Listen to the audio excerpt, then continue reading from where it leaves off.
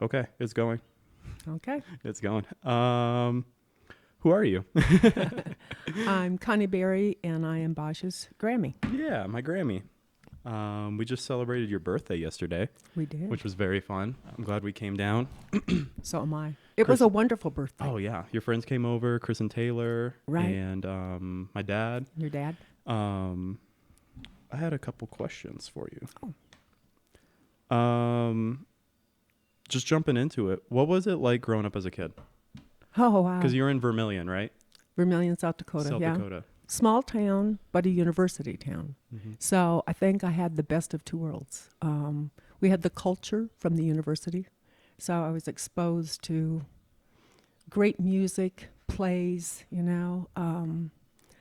Many of my teachers in school were professors' wives, very bright, well-educated people. And education, I would say, in Vermilion was probably the top,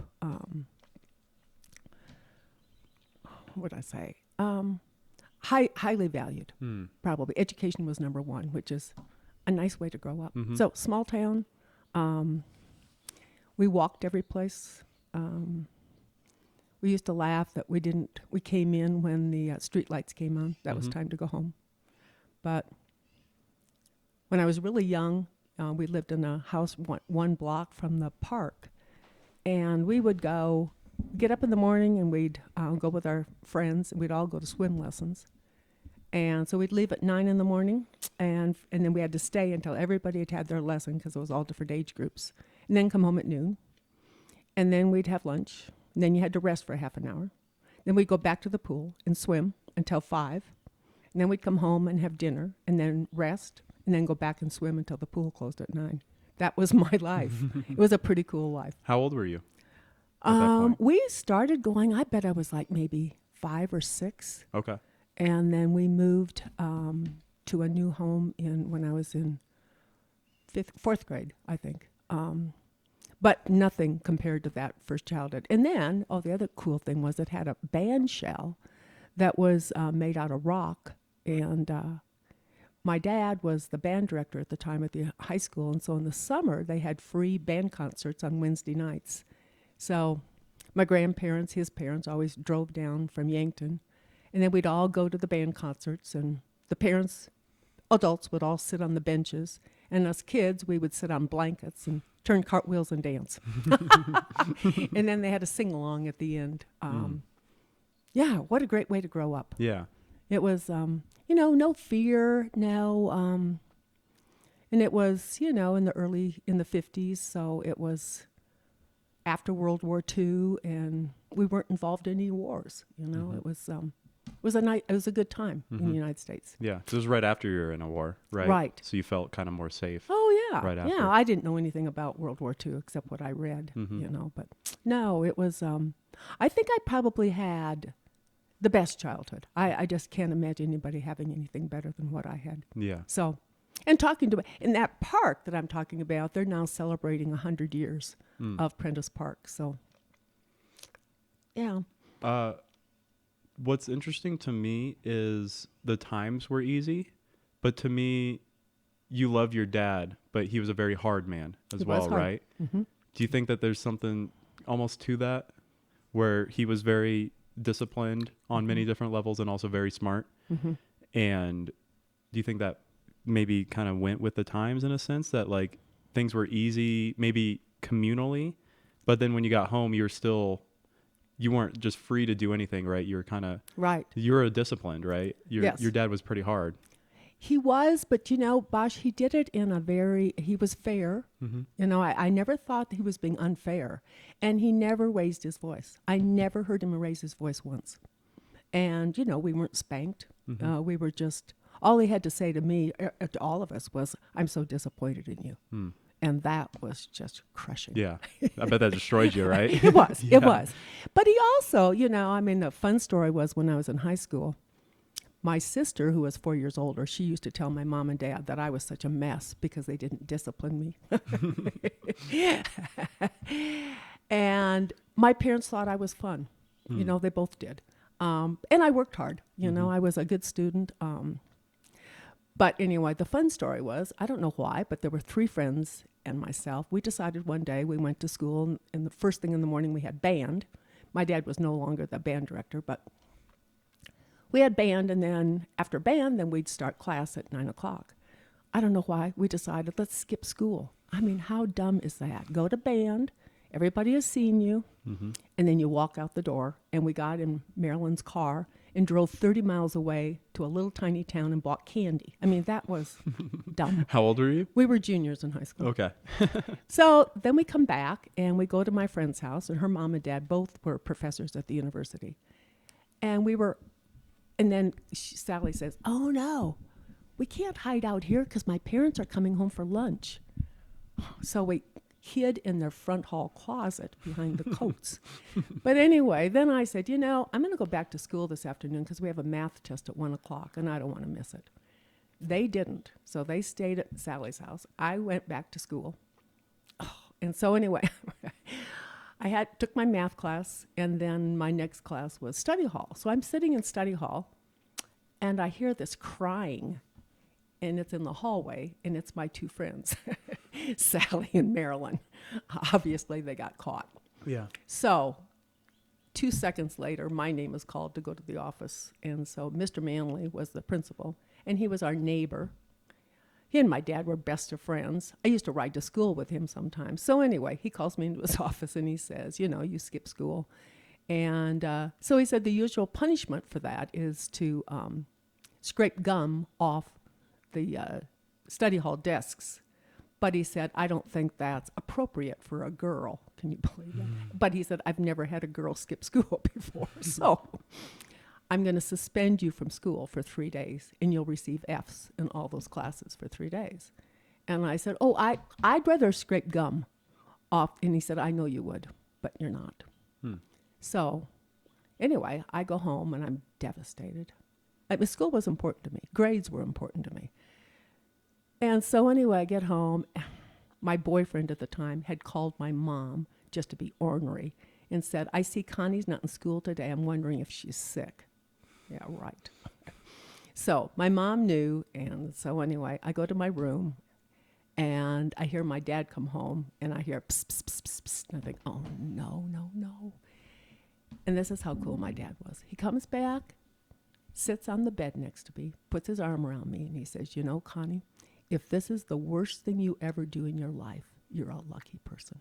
I love you. That was it. He didn't need to say anymore. He didn't need to yell and scream at me. He didn't need to tell me what a stupid thing I did. He didn't, none of that. I was already so punished. I mean, I was punished. I didn't need any more. And I just thought, how in tune he was. Yeah. To people and to children, and he was an amazing teacher. Yeah. So then the funny part is, the next day was a Friday, and after all the games, we always had a dance at the high school.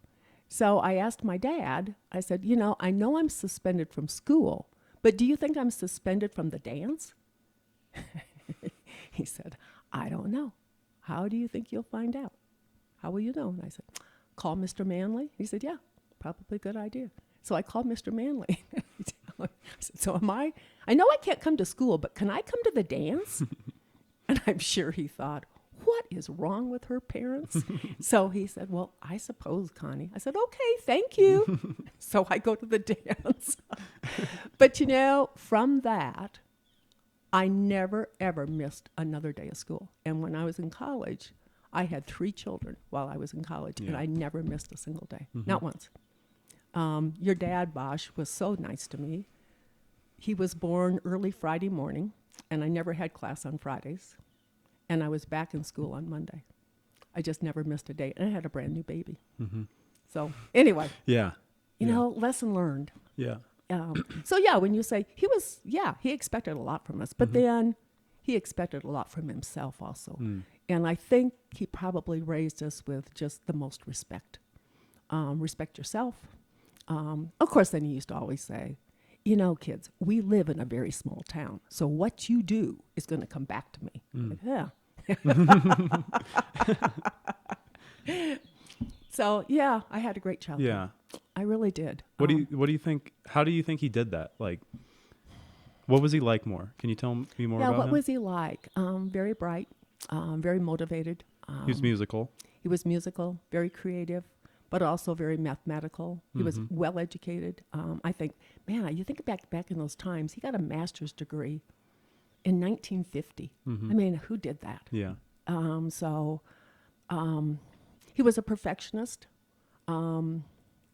But like I said, I mean, I never felt like I was being mistreated. Yeah. I just thought when my dad said something, that's what he meant. You know, he wasn't kidding. You know, and if he said you're going to be home by 10 o'clock, you were home at 10 because you just didn't want to disappoint him. Yeah. So I don't know. I guess I would say that he expected from us the same thing of how he lived his life.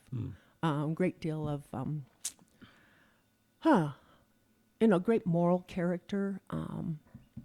And then I think I was also very fortunate in that my mother, they were on the same page, and I don't think she always wanted to be. I think she thought sometimes he was too tough, and that I just remember when I lived in Denver then, and I had 3 small children, and my husband had left us. I remember calling home just sobbing. I didn't know what I was going to do. I was 24 years old. I thought, wow, I have no family. I got 3 small kids, 5, 2, and 5 months old. How am I going to survive? And I just remember my dad saying, well, of course you will. Of course you will. You're bright. You're strong. Of course you will, Connie. I have no doubt at all. And then if I'd say, well, I just don't think I can make it, Dad. And he said, well, yes, you can. And he said, come up with a plan, and then call me next week and tell me how it worked. I'd hang up thinking, I don't have a plan. I have no idea. But he made me figure it out. He didn't tell me what to do. Yeah. He believed in me. So I used to hang up thinking, if he thinks I'm strong and capable, I must be, because he's so smart. Yeah. And anyway, yeah. I mean, just an amazing man. Yeah. I think. What was your mom like? She was. She had the heart, and she felt sorry for us, and to the point that I didn't like it. But I think what I was going to say is, she did not go behind his back, and she did with my brother, and he was a mess. It's. So my dad would say, absolutely not. He is not going to do that. My dad would leave, and then my mom would let him do it. So I think that mixed message from my brother was not good. Yeah. And I'm sure there were times with us, my mom, I asked her one time, I said, God, Mom, here I was, 24 with 3 tiny kids all by myself. Did my dad, did he ever worry? And she said, no, he never did. He had all the faith in the world in you. So I think how hard that must have been for my mom. I'm sure she wanted to say, Connie, why don't you come home? I said, okay. But I said that one time to my dad. I said, Dad, I can't do this. I'm coming home. And he said, no, you're not. No. He said, there's nothing for you to do in Vermilion. He said, you're going to be fine. So again, tell me what your plan is. I don't have a plan. Just trying to make it through tomorrow. Yeah. Have you thought about why he was so against you coming back? Like, do you think I think there's lots of reasons. I think he thought, I think for one thing, my dad, he liked his life. And I think he thought, dear heavens, I'm not going to have 3 little tiny kids running around this house, I'm sure that's what he thought. Yeah. We're not doing this again. And Connie has, I had a home here, and I was starting to teach, and I think he just thought, and that's what he said, you have a life there, Connie. There is no life here in Vermilion. This is a small town.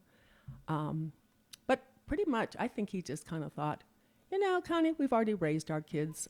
He said one time to me, you've made your bed, now lie in it. I thought, yikes. I didn't think I made this bed. But I don't know, Bosh, that's interesting. I think part of it was he was probably kind of selfish, He liked kids as they got older. I don't think he was crazy about little kids, running around the house. And, I just don't think that was him. But like as my children got older, like your dad, he loved to sit and talk to them. and hear what was going on in their lives. But he was not one to tell you what to do. It was more like, huh?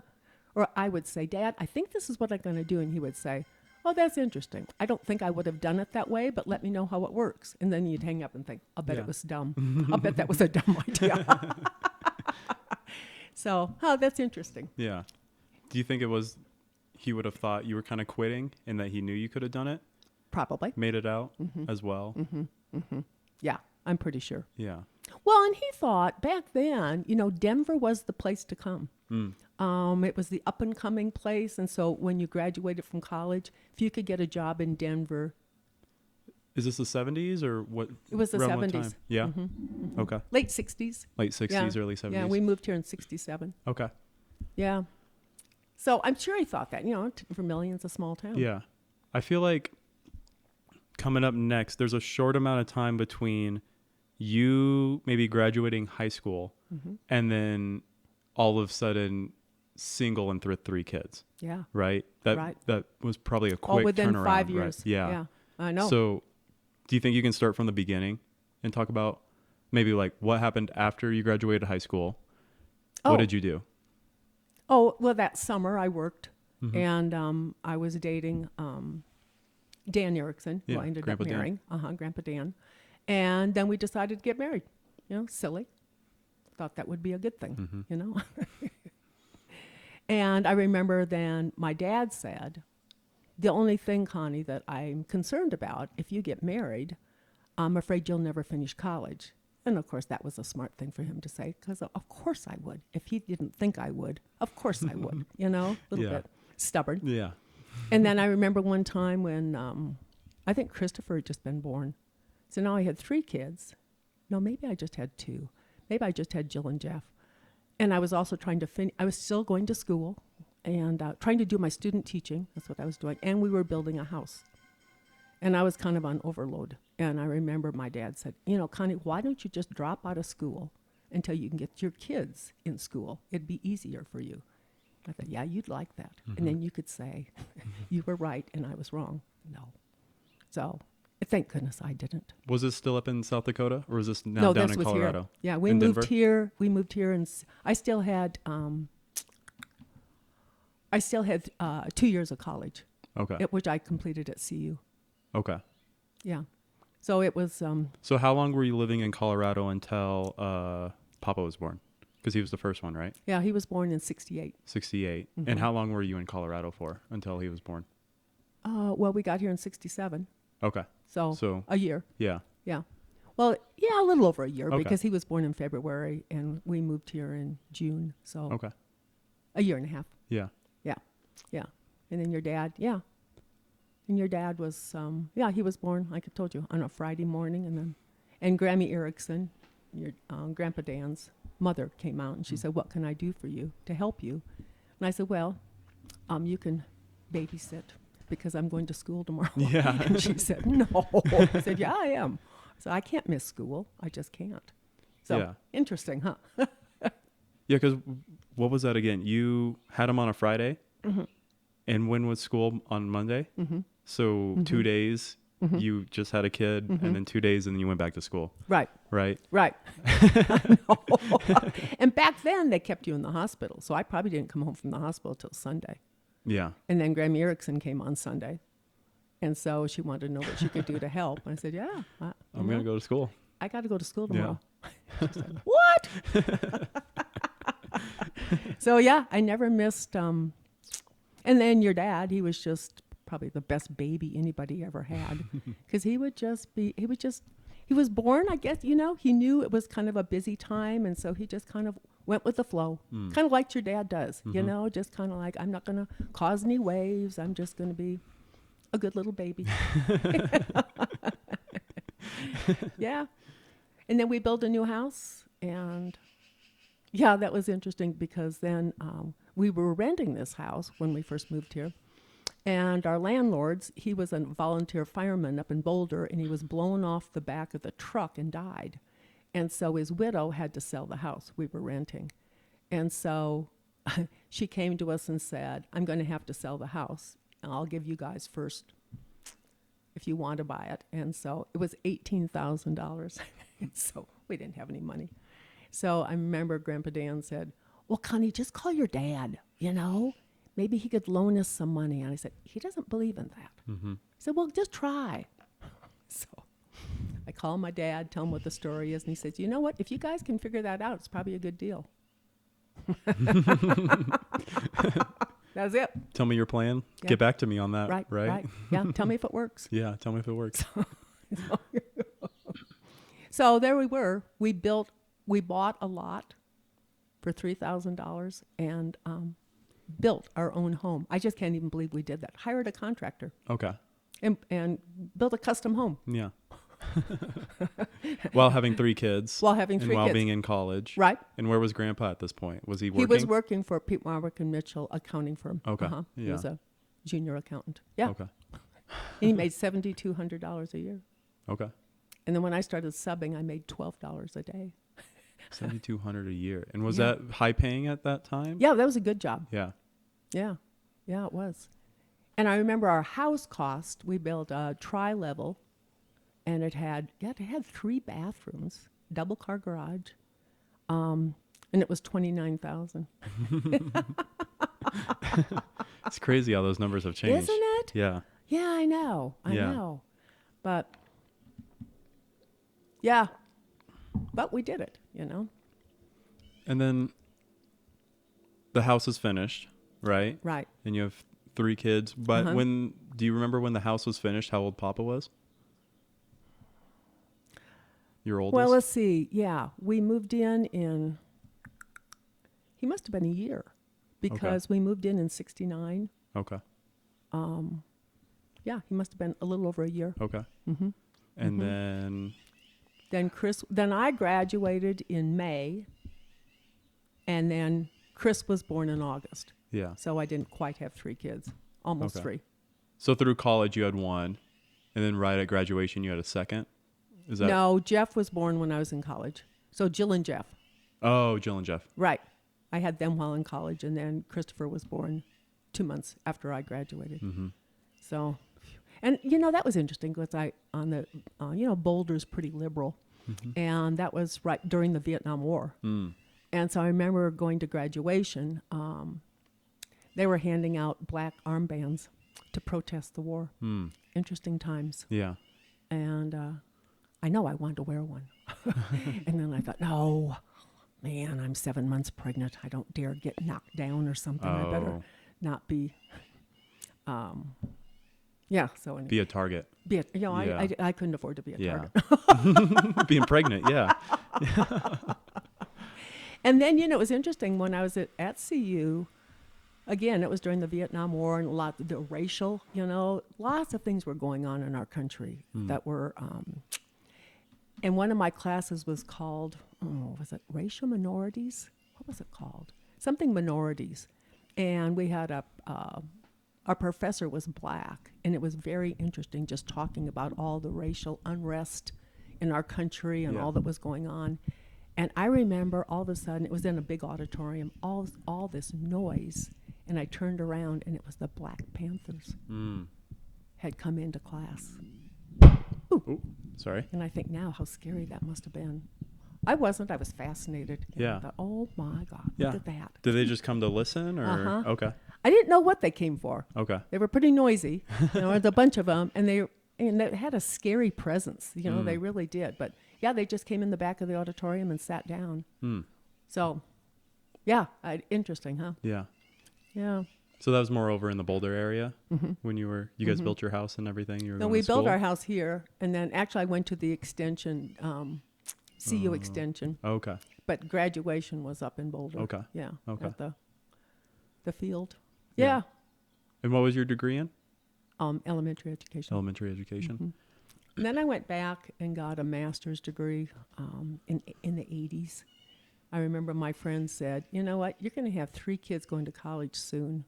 You can't do it on a teacher's salary. So that was one of the smartest things I've ever done. Yeah. And I just kept going. As soon as I got my master's, and I got a huge raise, and then the more hours you took, you would go up another level and then another level. So I just went until Then I needed a dissertation for a PhD, and I thought, I don't have time to do that. This is as high as I need to go. So it was a good idea. Yeah. It was, again, Bosch, you and I've talked about it a lot, but it's just that education piece is so huge. Mm-hmm. It makes such a difference in your life, Mm-hmm. and it makes it easier.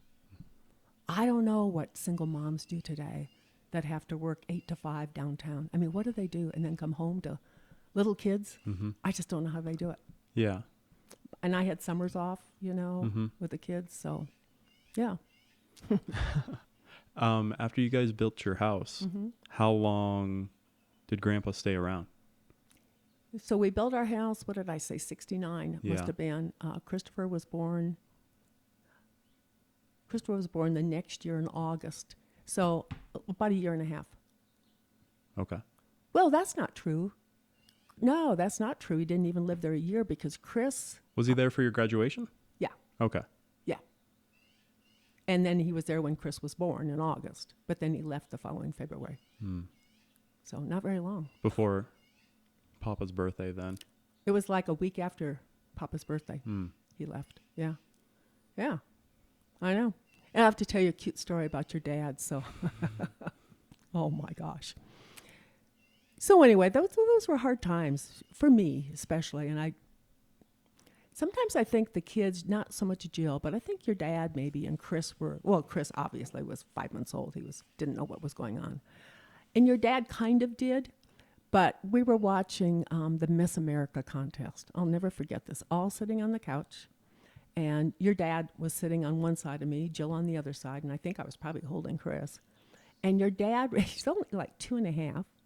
He reaches up and puts his arm around me and says, Mommy, you should enter that contest. Because when you walked out on that stage, every man in the world would fall in love with you.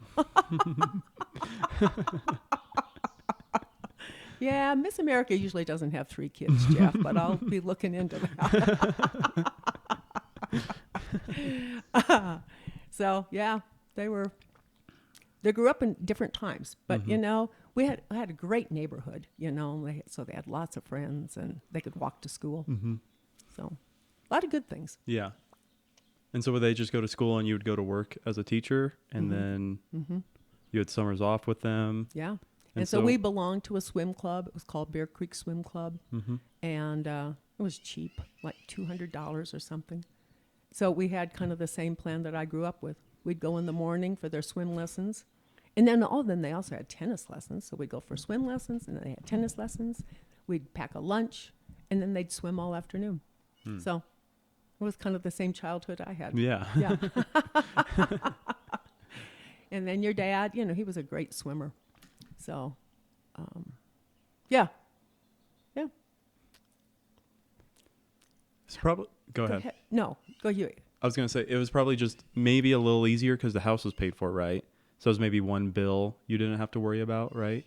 Well, That the was- house wasn't paid for. No? Because you guys built it, right? That you were living in? But we had a mortgage.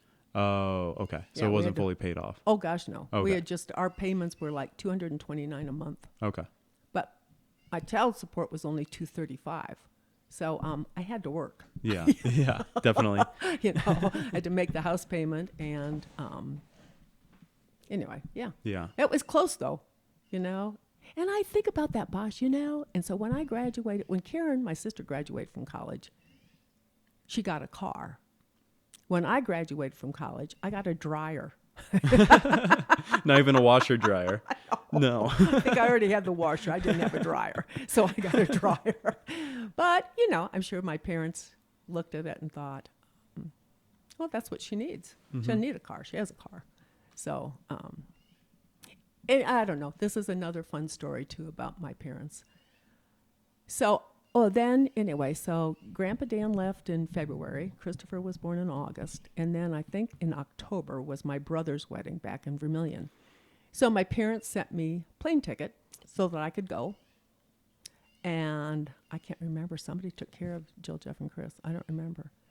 So anyway, I go, but I hadn't renewed my teacher's license. I thought I had. I had all the paperwork, but I hadn't sent it in. Mm-hmm. And so I was notified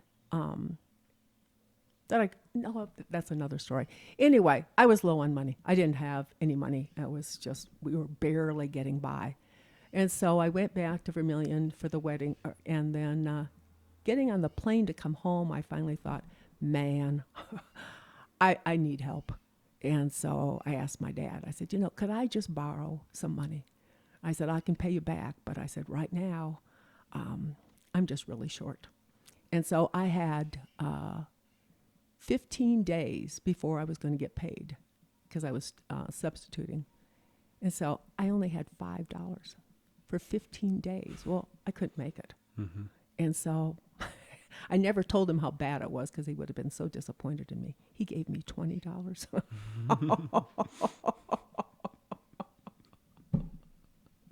So we had $25 for 15 days. Mm-hmm.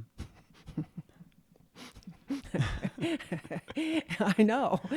Years later, I told him, and then he felt bad. He said, why didn't you tell me? I said, because you would have been disappointed, Mm-hmm. and that would have been awful. I didn't want you to be disappointed in me. And then the other time was I had all the paperwork, but I hadn't sent it in so I could teach, because you have to keep your license up to date. And I hadn't done that. So I get notified from Denver that I couldn't teach until I had all the paperwork was in. And so I had to, anyway, it was quite a process. So that was in the fall, and I had no income. So you won't believe what I did. So I had a friend of a friend of a friend that he was a bookie. So he took bets on football games. So I think he felt sorry for me. So he would call me on a Saturday and on Sunday, because on Saturday I bet on college games, and on Sunday I bet on the NFL games, $100 a game. Mm-hmm. And he would call me like 5 minutes before some game, and he said, well, Connie, all the smart money's going on. I said, okie doke, I'm in. I made so much money. Yeah. I remember Jill tells the story. She said, I hated those times. Mom would have the TV going. She'd have the radio going, listening for the score. She said it was just awful. And then my parents came for Christmas, and my dad said, oh, my gosh, Connie, you're doing so well. I've never seen a better Christmas for your children than what they're having this year. And I thought, oh, if you only knew. Where the money came from. Oh, if you only knew. So then I got a call when they were there. In fact, they needed a 6th grade teacher at Bromwell Elementary, which was way across town, and it needed to be 6th grade and somebody that would lead the choir. And so they asked me, and of course I needed a job bad, and they said, "How strong are you in music?" I said, "Oh." They said, "Could you lead a choir?" Of course I could lead a choir. So. I could play the piano a little bit, but not very good. So my dad taught me how to chord so that I could lead the choir and play the piano. And then I had to put on a program because, it was the centennial or something, celebration. And the school board was coming to my school to listen to my choir. But it worked. Yeah. Yeah, we did it. Yeah. We did it. It's interesting, isn't it, Bosch, what you do when you don't have an out? You don't have choices. Mm-hmm. Well, I guess you do, but they would not be good. The outcomes wouldn't be good. Yeah. What would that be like? It'd be awful. I mean, depending on what Yeah, I don't know. I mean, what do you do? Well, I guess I could have not made my mortgage payments and let my house go, then be living in the streets. Mm-hmm. Yeah, no. I mean, those weren't options. I just think, I think about that, What if I would have said, well, in fact, one time, after your grandpa and I got divorced, I had attorney's fees, and, lawyers are expensive. I didn't have any money. And so I called my dad and said, they're going to put a lien on my house unless I pay off my attorney fees, and I don't have that money, Dad. And I said, so I guess I'm going to have to cash in some of the stock that you bought for me. And he says, okay. Okay, I'll cash it in and I'll send you the check. I said, okay, thank you. I know. Isn't that, it's amazing, isn't it? Yeah. It was good parenting, though. You think so? Oh, I think it's amazing parenting. Yeah. Okay. Yeah. Yeah, he wasn't always right, I'm sure, in some of the stuff, but I never felt, no. Bosh, maybe it was more of the times, I don't think that he was any tougher on me than my parents or my friends' fathers were. I think it was much the same. And Okay. the mothers were pretty quiet. My mom was pretty quiet. Yeah. I'm sure there were times when she thought, oh my God, Willard, don't be so hard on them, But we turned out okay. Yeah. Yeah. Yeah. Yeah. Yeah. Well, 2 out of 3 of you, right? Yeah. So to speak. So to speak. Yeah. I think of the 3 of us, I think I was probably the happiest. Yeah. And I probably had more challenges than they did. But yeah, I don't know. I don't know if my sister's happy. I don't know if she is or not. Okay. I think sometimes because she can be so cruel. Sometimes I think when you're that cruel, you must not be very happy. I don't have that in me to be unkind. Well, she's very unkind to me. Yeah, she really is. Where do you think that came from? I don't know. 'Cause I don't know. you were older than her, right? No, she's 4 years older She's than me. 4 years older. Okay. Yeah, she was bossy, real bossy. And I don't know. I don't know how she got to be the way she is. I don't know, Bosh. But she does not like me. I don't know. I can't. Even when her husband died, Jill and I were going to go back for the funeral, and she told me not to come. She didn't want me there. Thought, wow. Okay. Yeah. Okay. Yeah. Then, so anyway, yeah. Yeah. Yeah, my brother was kind of a mess. I think, though, Bosh, when I think about it, I think that he was never held responsible for anything. My mom always had an excuse for him. And I think that was probably the biggest mistake. I remember in math, he wasn't doing well in math in high school. And my mom blamed the math teacher. And I said, Mom, I had the exact same math teacher. He's an amazing math teacher. Maybe it's Ronnie. But it was always somebody else's fault. Yeah. I don't know. That doesn't go well, Yeah. To have some sort of accountability, right? Yeah, right. Yeah. Yeah. No, it's you. It's not the teacher. Yeah. Yeah. Even if you have a bad teacher, you could switch schools or anything like that, but it's still you. Like, you still got to learn, right? Right. You still have to understand math to a certain point. Right. And so maybe you have to circumvent a bad teacher if there was one. Right. Well, Maybe I'm do sure there are. Some I'm homeschooling, sure there's many. yeah, or something like that. But Yeah. at the same time, you still have to still educate yourself. Right. And so you can't just say, I'm not going to educate myself because the teacher's bad. Right. Right. Well, then you end up the loser. Yeah. The teacher's going to go on. He's going to keep teaching. Yeah. Probably. Well, a friend, this psychiatrist, child psychiatrist I used to take a lot of classes from, he would say, like he said, if my, one of my kids came home, 6th grade, in fact, and he said, and just said his teacher was crazy, that she did all these nutty, horrible things. And he said, yeah, you're probably right. She probably is crazy. And then he would say, aren't you lucky? Here you are, only 12 years old, and you're learning how to work with a crazy person. You're lucky. Not everybody gets that chance. Yeah. So, what a neat way of looking at it. You're right. Yeah, she's nuts. And so, Yeah. yeah. Yeah. Yeah. But, Figure out a plan. Get back to me on that, right? yeah. Oh, yeah. Right. I love that. Isn't that it? He said that. Yeah. I know. I really do, That honestly. was, that was one of his. Yeah, he liked to say that. Yeah. Well, because maybe he didn't give you any handout or anything like that, No, he didn't. but he still was there to listen and support, right?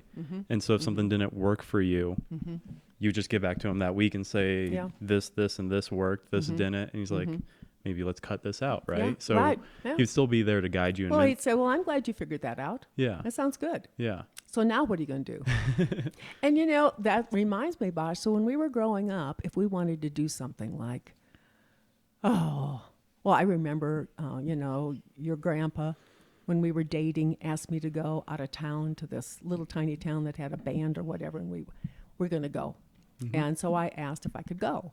And my dad said, well, give me all the information and the facts that I need to know. So I said, well, I'm going to ride with so-and-so, and then we're going to be home by da-da-da, and we're going to, and I give him all the information, and he'd say, is there anything else I need to know? I'd say, no. And then he would go, And sometimes it would be, no, you're not going. And then if you said, yeah, but, he said, oh, wait, stop. You told me I had all the information. And the answer is no. So there was none of that arguing, because you already gave me all the information, and given the information you gave me, it's not a good idea. So no, you're not going. And that wasn't often, but it stopped all that arguing, you know. Yeah, but. Well, there were no yeah buts. You already told me. And it made you think, okay, so I'm going with this person. And sometimes, as you're saying it out loud, you're thinking, I don't think this is a good idea at all. Maybe that's why he did it. I don't know. But it made parenting easy. Yeah. It was easy for him. He'd Yeah. say, no, I don't think that's a good idea, Connie. It made you have to think too. Oh, I know. You had to have a plan if you wanted to do something. There you go. Back to his old plans, Well, I'm going to go with this person in this car to this place. And then That's at this right. time, we're going to go to listen to this music. And then after, we're going to go here.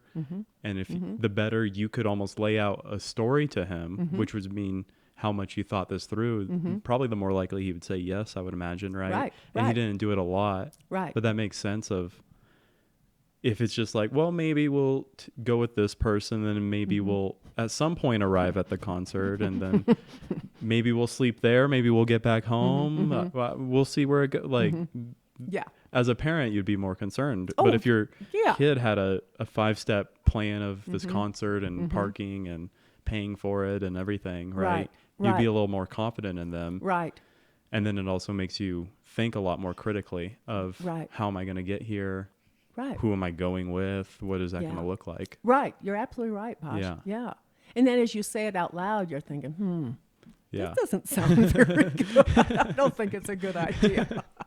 But it's pretty cool. And he was that kind of band director too. I mean, he probably had the best band in multi-states, probably, because before you could play in his concert, it had a spring concert and a winter concert. Before you could play,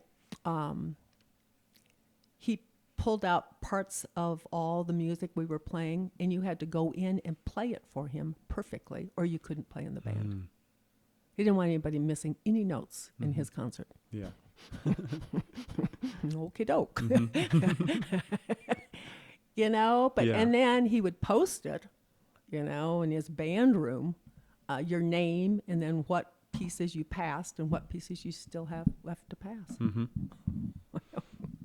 My friends tell me, though, older friends, when I went back for a class reunion, they said, oh my gosh, are you Willard Pfeiffer's daughter? He was the most amazing teacher I've ever had in my whole life. And I think, yeah, he was. Yeah. Yeah, he was. Yeah. But anyway. That's something I'm trying to figure out a little bit on my own. It's like, I don't know exactly, and I'm trying to come up with it on the spot, but it's like he was disciplined, but he didn't necessarily force it on you. And at the same time was still supportive with you and with people he worked with and interacted with and taught, right? Right. And it's like this perfect balance of, it's like discipline, but the way it's like described to me is like, it's effortless in the right. Where it sounds like common sense, doesn't it? It's almost like it came easy for him. Yeah. And it's like unspoken rules that he didn't even have to say that would get followed. Yeah. If that makes sense, it right? does make sense, Bosh. And right. it was, I don't know, I'm trying to fully figure out what that looks like and what that is, right? But there's an essence of that in it, of like, you knew what you were supposed to be doing. And then if you weren't, it's not like he would scold you or anything like that. No. You're just not in the band. Right. And no hard feelings. Right. You're not a bad player. You're not a bad person. You just don't know that. Yeah. You're not going to the concert. Right. You don't have a good plan of what you're Yeah. doing. You don't know each individual part of how you're going to get there. That's exactly right. Each note you're going to play. And you're not going. Yeah. You're not in the band. Yeah. See, and there's no emotion to that. Yeah. Bosh, to me, it's kind of like they say, like, all of us have a parent, a child, and an adult in us. We have all three of those personalities. And the parent is the scolding person. You should have done this, and you should have been there, and you need to, that's the parent in us. And we all have that. And then we have the child that kind of whines and complains and, like my brother, nothing's ever fair. No one likes him, whatever it is. But the adult is the one that just deals with facts. There's no emotion. And they always say, like in relationships, if you go adult to adult, it's very healthy. Mm-hmm. And I have friends that in their marriage, he is usually the parent and he scolds. And then she becomes a child. Mm. She kind of, Yeah. And it's just so obvious to me, Yeah. And my dad was, he was good at that. He just stayed adult. There was never any, you should have done this and you should have done that. And he could have said, Connie, look what happened to you. You got married, right out of high school. How dumb, I told you so. Mm-hmm. That's not helpful. Yeah. That's not helpful. So it was adult. It was, all right, so here you go. Figure it out. Tell me your plan. Yeah. And Bosch, when I was teaching, I remember when I decided to retire, which was really a hard decision for me. But my teammates, I had 2 men teammates that were awesome, but they ran a very loose ship, according to me. I had a tight ship. Mm-hmm. When I talked, I wanted them to listen, and I didn't put up with a lot of. Anyway, Al used to say, "Oh God, Connie, you are so tough on those kids." And I said, "No, I'm not." So it was interesting. The very last day of school, and we had a total of like 96 graders. I asked them, I said, at a scale of 0 to 10, where do you think I am as far as a disciplinarian? 10 being really tough. So on a scale of 1 to 10, what would you say? My teammate Al said, I think they're going to say like an 8, Connie. I said, really? And do you know what they said, Bosch? What? A 1, a 0, or one kid said, no, I think you're a negative. And I said, why? I said, Mr. Snelling thinks I'm tough. And he said, you're not tough. You only have 2 rules. One is that we listen when you're talking, and the other one is that we do our homework. That's not hard. Mm-hmm. You don't have any other rules. Yeah. So that's interesting, Yeah. isn't it? Yeah. Yeah, it's just very factual. Where it's like so much gets done, but it's so effortless at the same time. And it's fun. Yeah. It's Yeah. fun. Yeah. And much like my dad, if a kid didn't have his homework, or she, they'd come up to my desk real quiet. I don't have my homework. I said, oh, okay. I said, so when will you have it? Well, I can have it tomorrow. And I said, yeah, but don't you have baseball practice tonight? Yeah. So I don't think you're going to have it tomorrow then. You give me a date. And so they said, well, how about Friday? I said, whatever works for you is fine with me. Just tell me. Mm-hmm. And then I'd have them write it. Write it on a sheet of paper, sign it, and then I'd tape it on my desk. Mm. I said, okay, I expect it on Friday. Mm-hmm. Yeah, see, Yeah. isn't that's Yeah. just, again, that's just facts. Tell me your plan. What Tell day? Me, yep, you got it. I and keep sign going back it. to that. I really like that. And sign it, which is very serious. It is serious. It's Yeah. put your It name makes on a this. commitment. Yeah. Mm-hmm. Yeah. Mm-hmm. And it's really good because it makes them think that what they say has weight. It gives a little more power to them, right? It gives them, yeah, you're right. Because you were mostly in 6th grade, right? Right. And so you're not quite, 1st grade, but you're not Right. senior top dog kind Right. of thinking of yourself. And so Right. somebody, maybe they feel bad that they skipped a homework assignment, but then you're like, your words still have weight with me, right? Yeah. And so Yeah. let's make this right. You sign this paper, tell me when you got it, Mm-hmm. and then I expect you to have it, Yeah. right? Yeah, that's really good, Bosch. Yeah. Yeah, you're right. You're absolutely right. And then you don't humiliate them. And well, plus when they used to come up and they say, oh, Mrs. Berry, I don't have it. And I used to say, am I going to need a tissue as you tell me the sad story? They'd say, no. I said, okay, because I've probably heard them all.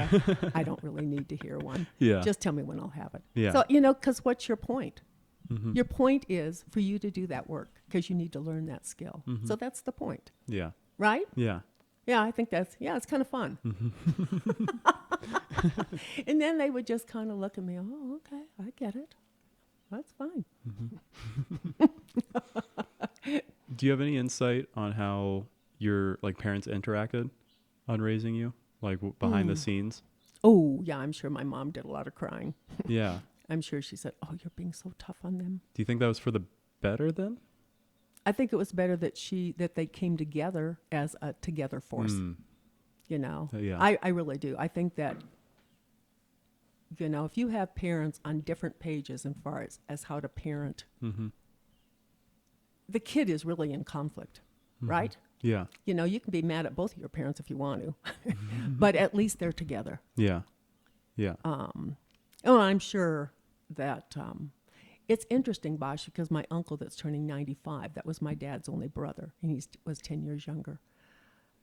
And he married a woman much different from my mom, and his wife is, I wouldn't say stronger. My mom was strong, but she was very supportive from the shadows or behind the curtain, you know.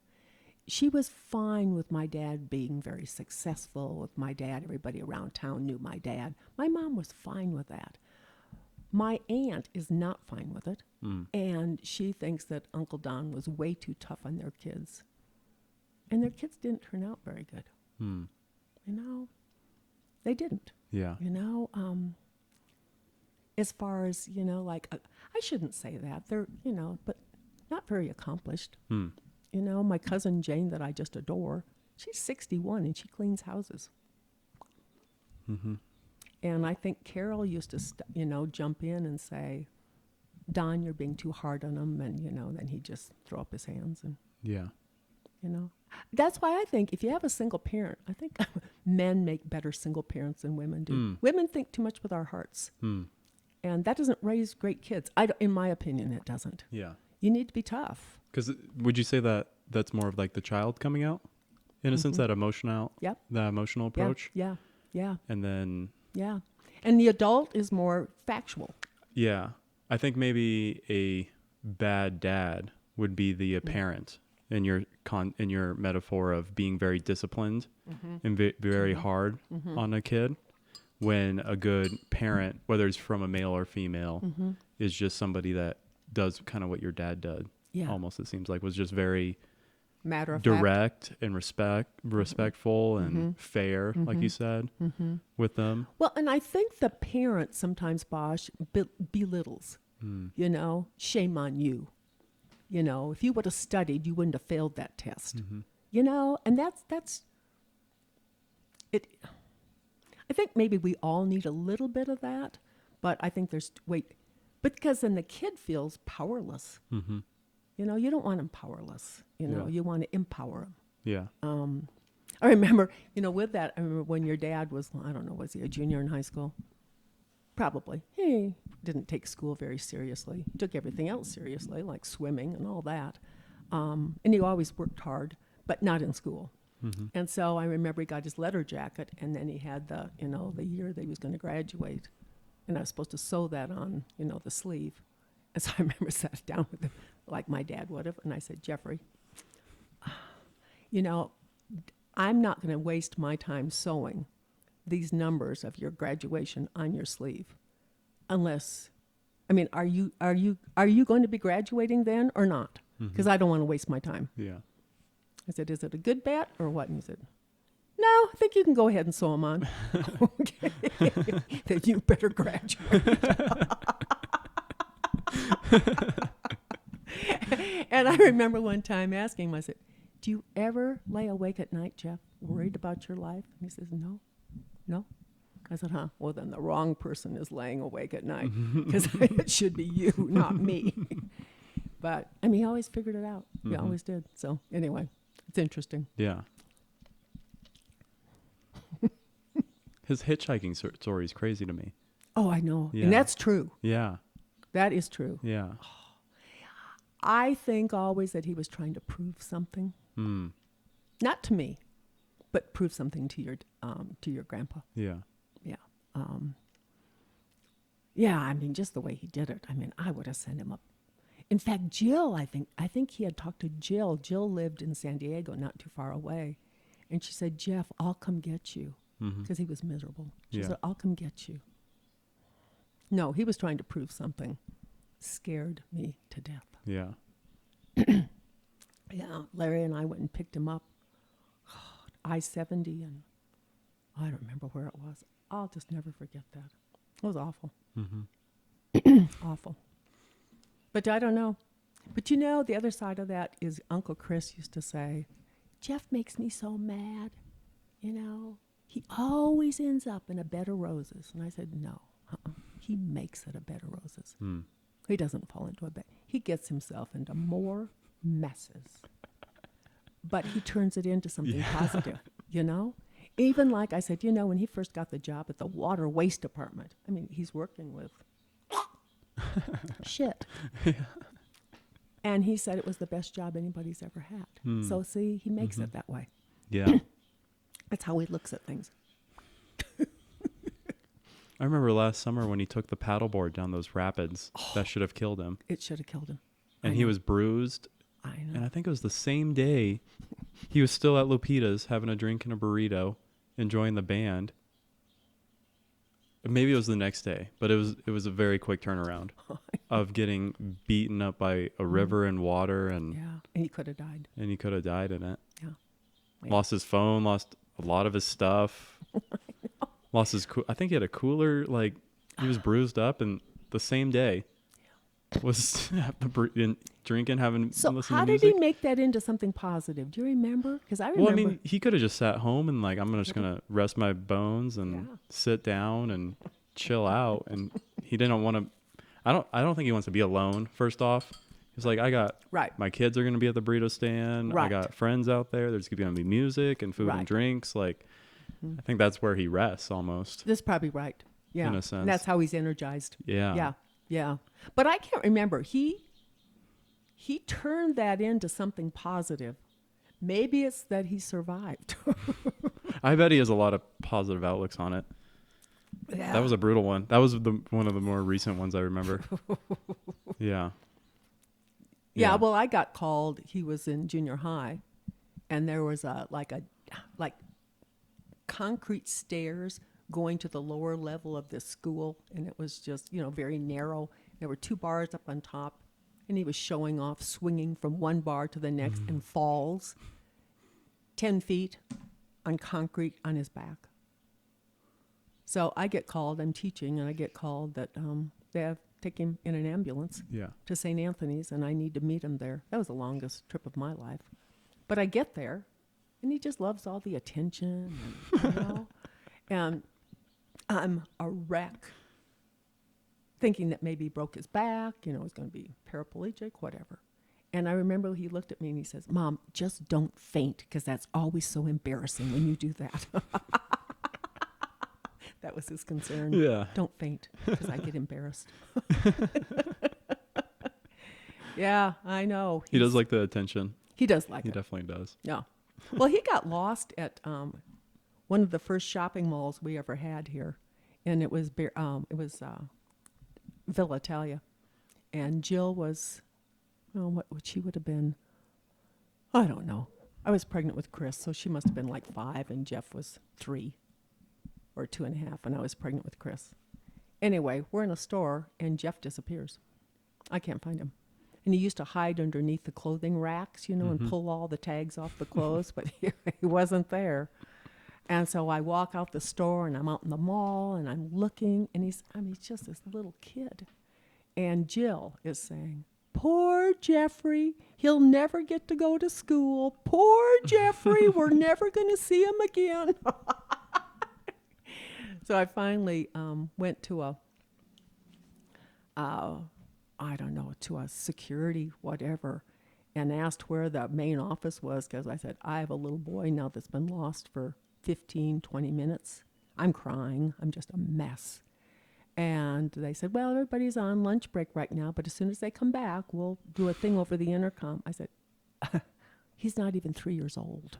And I said, he's the kind of kid, he would walk out the door with somebody. He would. And so anyway, I finally found the main office on the 2nd floor. I go up there. Here he is, entertaining all the people in this office. And they gave him a little box of crackers. And so he's eating, and he's not even 3 years old. And he's just having the time of his life. He said, Jeffrey. Anyway, he was happy. Yeah. Bosh. They grow up fast too, right? They do, don't they? Yeah. Yeah, I know. Yeah. He was cute. Yeah. Yeah, one time he really young, and I remember I wouldn't let him do something. He was mad at me. He stands at the top of the stairs with his hands on his hips, and he says, "Never me like you anymore, Mommy. Never." And I said, "Well, you know what, Jeffrey Daniel, I'm not crazy about you right now either." So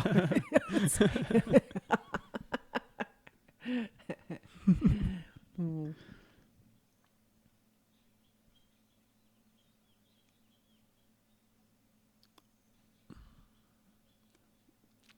What do you think? What was it like meeting Grandpa Larry? Oh, what was it like meeting him? Yeah. Oh, What was the first time you met him? it was during the Western Stock Show, and a friend of mine wanted to go out country western dancing, and I said, "Oh."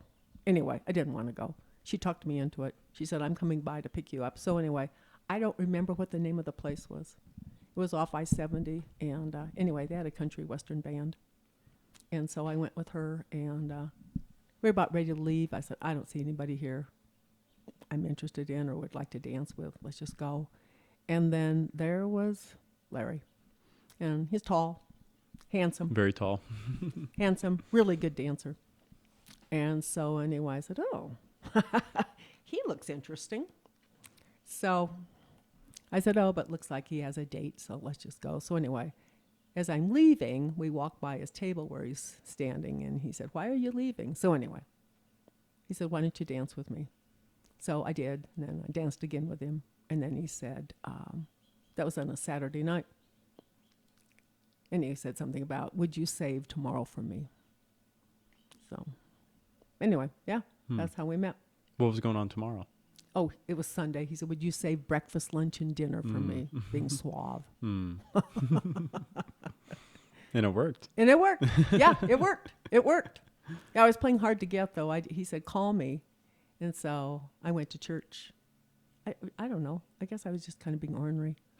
So I think he ended up calling me. He said, "I thought you were going to call." And I said, "Yeah, but I had to go to church this morning." So, yeah. Yeah, we had a good life. Yeah. Why were you playing hard to get? Do you I think don't back know. there? Well, I don't know. Do you Probably think not too hard. Do you think you're good by yourself or? I was good by myself. Yeah. Yeah. Yeah. Yeah. And maybe, Bosh, that's why, my life sometimes is hard now, but I've been by myself a lot. I know how to do that. Mm-hmm. And I don't think I get lonely. I just don't think I do. I think I get sad. But I don't get lonely. I mean, I have so many things I love to do that I really don't. I mean, if I ever got lonely, I've always told, my kids, it'd be my own fault. Because I'm surrounded by amazing people. So if I'm lonely, it's my own fault. I could always find somebody to go do something with. Mm-hmm. Do you think it's also like there's things you like to do by yourself that you're fine with? I do. Yeah. I like to read. Like to read. I and like quilt. to quilt. Yeah. Mm-hmm. Yeah. Mm-hmm. And I work in the yard. Mm-hmm. In shopping, I'd rather shop by myself. I don't like to shop with other people. So, and I don't do that very much anyway. Mm-hmm. But then golf would be my social. Yeah. Golfing. I don't ever see me going down there playing golf with myself. That just sounds awful. Yeah. I don't like eating by myself, though. Mm. To me, eating is social. I don't think I'm a big eater anyway, so that's hard. I don't like that part. Yeah. But, so I never just like sit at the table and eat. No? No. Where do you usually have dinner? I'll either in front of the TV. Oh, okay. I'll find something Okay. like the news or something and watch. Mm-hmm. Like, I see, like, and I can go to a movie by myself. That doesn't bother me one bit. I would never go out to eat by myself. That just sounds horrible. Because to me, it's a social thing. Yeah. Eating is social. Yeah. It's not for nutrition or to fill my stomach. It's, it's a social thing. Yeah. So you almost need something extra to do too, right? Is how I see that. Do what, Bosh? Like if you were to sit and eat a meal, you'd feel, to me, it's boredom. Like you might say loneliness, right? Yeah. But you're not filling the room with people if you turn the TV on, right? Right. So it's kind of just occupying yourself. I think that's exactly right? what it is. You're right. Yeah. Yeah. So to me, it's more boredom. Like I would get sad if I was bored, which okay. a lot of people I think would, but you don't get bored. I try not to be. I do a lot of things. You do a lot I like of to things. do a lot of things though, I so I know. don't get sad and bored or lonely. Yeah. You know, You don't get lonely either? these days, no. No. I have too many things to do. Okay. I'm too busy, which is Okay. great. I love it. Yeah. Right. To, I know, the one thing is I know I'm pushing it too hard is if I'm not getting enough sleep Mm-hmm. or I'm not showering enough. Oh, okay. Because I'm so active, and Mm-hmm. especially now it's because it's so hot. Mm-hmm. At work, I'm so sweaty just with the heat or just with my workouts or anything. Mm-hmm. That's something I always take off if I'm doing too many things, where I'll just skip a shower. Oh, And then the okay. next day I'm a little sticky or smelly, Uh-huh. which I'm fine with. Uh-huh. I have a low or high tolerance for that, I guess. Mm-hmm. But, other people don't No. want to be smelling me, So I understand that, and I really try to Uh-huh. prioritize that. But I know I'm pushing myself too far and doing too many things if I don't make time enough to shower Oh, and then okay. sleep. Okay. 'Cause So those are the two things Yeah. you're short. Yeah, those are my Oh, two interesting. whatever mechanisms to Uh-huh. understand, like, oh, you're going too far. You need a Okay. real, and I like to do a lot of things, but that's when I Right. know I'm doing a little too much. Uh-huh. Because I'll wake up at a normal time, almost to the extent of a curse, where I can't sleep in Okay. unless like I'm really sleep deprived. And Okay. if anything, it's just an extra hour or two. I could never sleep till like 10, 11 or 12. Like I know Okay. some people could. Uh-huh. At most like 8 or 9 would be kind of crazy or uncommon for me. Really? Yeah. Yeah. So you function on really? Yeah. Like we went to bed kind of late last night and I Yeah. still woke up before 8 this morning. Did you? And then consistently without an alarm, I'm waking up at 6:30 right now. Wow. Without Wow. an alarm, just Wow. getting to bed. Wow. And that's just my brain will wake me up Uh-huh. no matter what, which it's just something to deal with, I know. And that's what I was saying. Mm-hmm. I know my sleep is off and I'm pushing it too far because I'll be going to bed later because I've Okay. crammed so many things in the day Wow. that I finally get home so late that I eat and then fall asleep an hour or two later than what I probably should have or planned. Okay. And then I know that's a bad thing because then the next day I'm not mentally there to do all the things I like to do. Right. Okay. Oh, interesting. So there's a balance where like I definitely need my sleep, and having good sleep is great, like sleeping well. And then I can actually do my other things I love to do a lot better, Okay. because you could just do 5 hours of sleep, but then I do everything else really badly. Yeah. And then I lose the fun because I like to try to be good at the things I do. Right. As you should, right? If you Right. like to do something. And that's not very healthy. Your body needs to rest. Yeah. Yeah. You need sleep. And you know Yeah. that. Yeah. Well, because your body tells you, I'm not going to function very well Yeah. if this is all the sleep I'm going to get. Yeah. I'm not going to do well. Well, Jill, I love to sleep. I just love to sleep. And sometimes, the birds wake me up. But sometimes, I could probably roll over and go back to sleep almost every single morning. And I could sleep another couple hours. Jill, your aunt, she says, yeah, my mom, she thinks we were all such good babies that we just slept through the night the minute we came home from the hospital. No, she was asleep and we were just crying our little eyes out. And she just snoring away. But, I know that you met, my friends last night. They set an alarm. And I said, Gary, I said, I'm not setting alarms anymore. I did that for way too many years. And he said, yeah, but those are the best hours of the day, are those morning hours. Oh, yeah. Yeah. Which is true. I get mad at myself if I roll over and go back to sleep again and then I don't get up until like 8:30. I think, oh my gosh, what a waste. Yeah. There was a good hour and a half there, or 2 hours. Yeah. And right now I just try to get to bed at a good time to give me enough sleep. Like, what's a good time? Because you stay up late. If I'm really tired, like if I've done a lot of things in the day, like I really pushed it to a good extent, like 9. If I'm you really, do? like if I've Oh, tired myself out, like that's very more on the rare side, Okay. but like body and mind completely wiped. I've gone to bed at 9, maybe 9:30. okay. And then you can sleep until 6, whatever. 6:30. You can? And Wow, gosh. yeah. But right now it's like consistently around 10. around 10 right That's now. not so bad. No. And I try not to be forceful with it. Usually I just get home so late and then still have to eat that by the time all that's done, and I eat so much food that it takes a little bit. And then I've been trying to shower as well, because that's, I know I'm not, if I skip that, I'm missing things. So get all that in, and then it takes a little bit of time, and then I'm finally going to bed. Yeah. Wow. But like when my brain goes on, it's on. That I like, if it was to go on and then me to fall back asleep is pretty rare. I've just recently started using like an eye mask. Oh, right. And then a noise machine. Right. And that's very helpful. It is. I mean, I had the air mattress when I was staying here last night on the tile, and you have the lights on at night. Oh, I know. And then all the windows in the room. Oh, yeah. But that little eye mask makes it a black Oh, it room. does. I need to travel with that all the time. It's nice. 'Cause I woke up around 8 because we stayed up a little later. And I thought it was going to be a little dark or shadowy. And I opened up bright as day in this room. I was like, oh.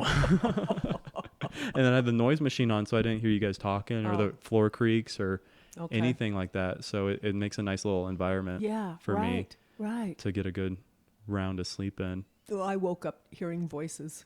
Well, it's your dad. Oh. And Uncle Chris.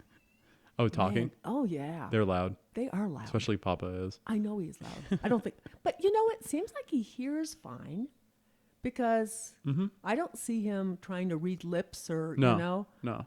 But yeah, he's loud. His just base volume is a couple notches above everybody else's. It is. It is. I think Jill talks loud too. I could see that. I think out of all three, though, Papa is the loudest. Oh, he's the loudest. Yeah. Oh, yeah, he is. Yeah. Yeah.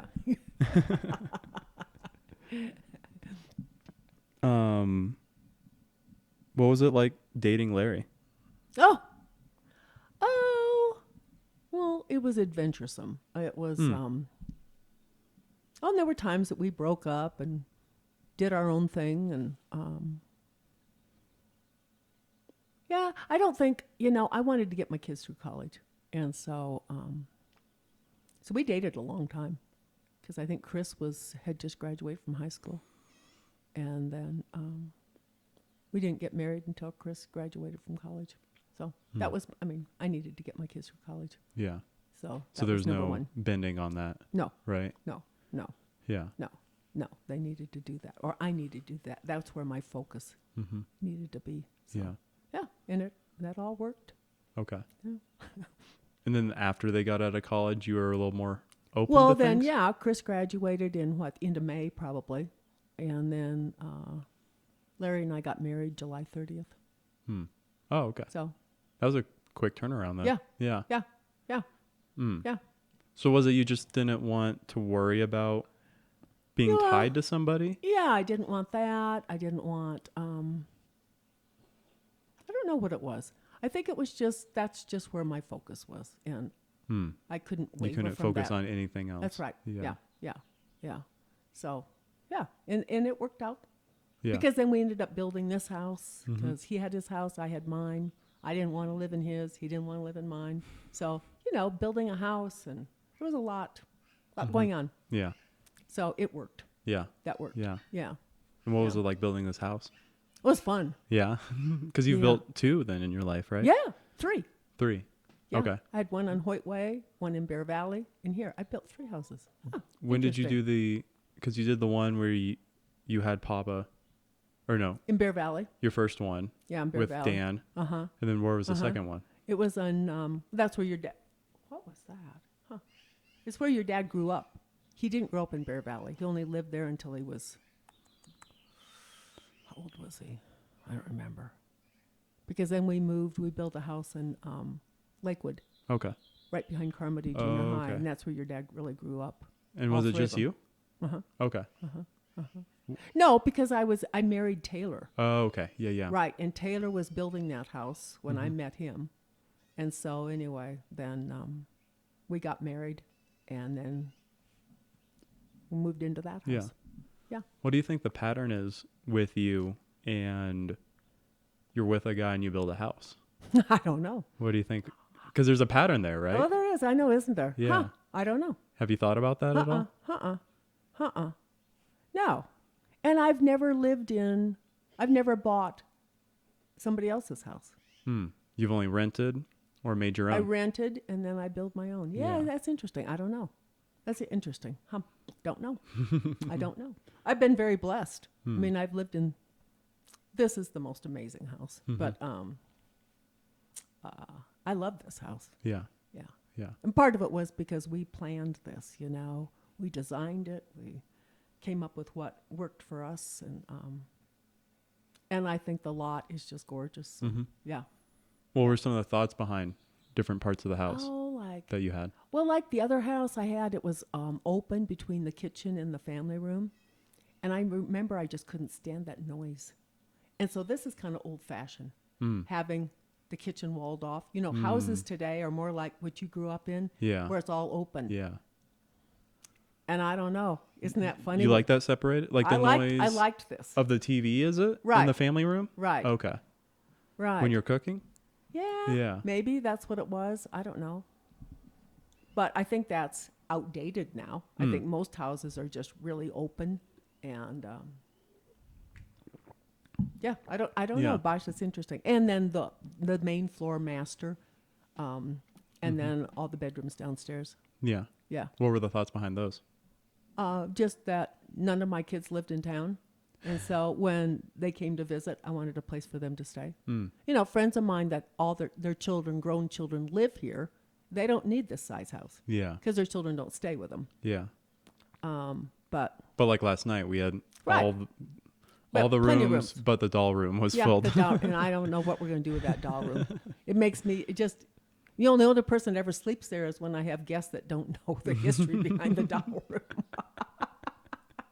But I even told your brothers, I said, if you guys came and I gave you so much money, would you redo the doll room so that you would sleep in there? Yeah. No. No. Well, then we're just going to We'll leave sleep it. on the couch out front of it. I know. Well, I think they like the television too. I think yeah, that's part that's of true. it. But no. So I thought, well, that'd be a waste of my money. Redo that whole thing. And I love all the photos. Yeah, the photos It's just are they're cool. just a lot of old Yeah. photos, and they're all faces Yeah. looking at you while you sleep. Oh. For me, that's what There are. it is. Is that right? Yeah. Oh, that's And then when I was interesting. a kid, I was terrified it was Raggedy Ann. Oh, I remember. And we would just put them in the closet, which is almost worse Yeah. in a certain then they can extent. come out. When you're like, are they going to open the door? Is the door opening while I'm sleeping? What are they doing in there? Isn't that funny? Yeah. Wow. But yeah, I remember being terrified of those Isn't that as a kid. Yeah. Yeah. Isn't that something? I think they're just like red, maybe Oh, in and they my have those big size, and the big and eyes, Your size, yeah. and the stitched faces, maybe. Yeah. Yeah. Well, wasn't there a scary movie by Stephen King? Was there was it with a Raggedy Ann or what was it? I can't remember what. There's Chucky. Toys? Oh, what? Oh, Chucky is that it? with the doll. I don't know if that was written by him though. Oh, I don't maybe remember. that's what it was. Okay. But the photos are cool to look at, like past relatives and stuff like that. There's one down there of my grandpa, which Yeah. was my dad's dad, that looks just like Uncle Chris. Uncle Chris looks like him. Yeah. So didn't look. So I don't think he looked very much like my dad, but he really looked like my grandpa. Yeah. Yeah. Yeah. In fact, when Jill was here after the wedding, she went down and got that picture and brought it up. She said, "This is what it just looks so much like Uncle Chris or my Chris." And I said, "Yeah, it really does." Yeah. Yeah. And they were all musicians. Mm-hmm. You know, my dad's dad, all of them. What is that too? I don't know. But they all were. And my uncle, you know, he was a band director, just like my dad.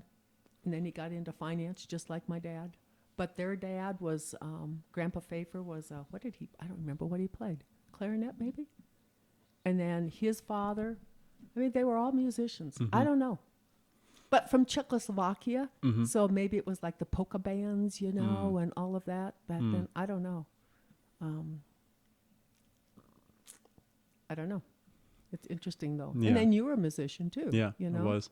I would like to get back into it. I'm Would just you? doing so many things. Oh, I need yeah. to make time. It's just a problem of making time. I just haven't made time for it, but Well, you have so many interests, Bosh. I have a lot of interest. Don't And I you? love them all. I And would you love to love 'em play all. music and do everything I'm doing now. Like that's my probably biggest problem is there's just not enough hours in the day to do Okay. things. And I- you know what? That is a really good Yeah. problem. And there is, I would just go back on the sleep, right? Uh-huh, And then uh-huh. things aren't good. So Mhm. I understand that. Mhm. And it's a good problem to have. You're It right. is. Yeah. Yeah. Well, you know, I can remember my dad because he had 2 dance bands. But I remember him like, man, they'd be out playing a dance on Friday night or Saturday night, and he wouldn't get home till maybe 2 a.m. And then he'd have his alarm set because then he Mhm. would get up at 5, so Yeah. sleep 3 hours Yeah. to go hunting. Hmm. Yeah, Yeah. I remember that so many times. I thought, how does he do that? Would you go hunt with him? No, well, I did. The only thing I ever did was like on a Sunday afternoon. He would say he wanted to go out and hunt pheasants, which South Dakota is famous for their pheasants. So he would want me to drop him off at the start of a cornfield and then drive to the end of the field. And then he'd walk through the corn stalks with our dog, Duke, Hmm. scaring up pheasants and shooting them. Hmm. And anyway, so then I'd be at the end to pick him up. You're the getaway driver. Yeah, right. That was kind of fun. And I'd bring my books with me if I had homework and stuff. And Mm-hmm. yeah, I did that. But the rest of the hunting I didn't do. We fished, but we didn't hunt. Hmm. Hmm. But I like I think that's a good problem to have. Yeah. That Yeah. you have so many interests. Yeah. And so many things you love to do. Mm-hmm. That trying to find time for all of it. Yeah.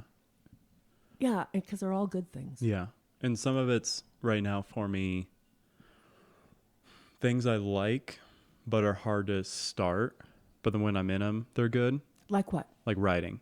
Oh, like writing. It's hard for me to start something unless there's a very rare occasion where things just come to me and I have to write or I'll lose them and then really lose that idea or thought. Mm-hmm. But in general, just to like say 9 o'clock, I'm sitting down and writing is really hard because you have like, people have described it as like, you have little demons in your head of like just different worries, different things going on throughout the day and stuff like that. Mm-hmm. And some writers say it takes like 30 minutes to get those out. It's roughly like 15 minutes, which if you're just sitting there doing nothing feels like a while, you know? Right. So you have to sit there and let all the demons get out, little demons, little devils run out. Uh-huh. And then you can kind of start. But then you also kind of have to have a topic to get everything else out there so you can focus on the paper. Right. And sometimes things just come to me, which is very fortunate. And I just quickly get the ideas down before they're gone. Right. Because those can pass. Mm-hmm. But that's something I've been trying to like promote because I want to do more of it. It just, I don't innately go to it. Okay. And then there's things that I need to dial back. Like climbing. Okay.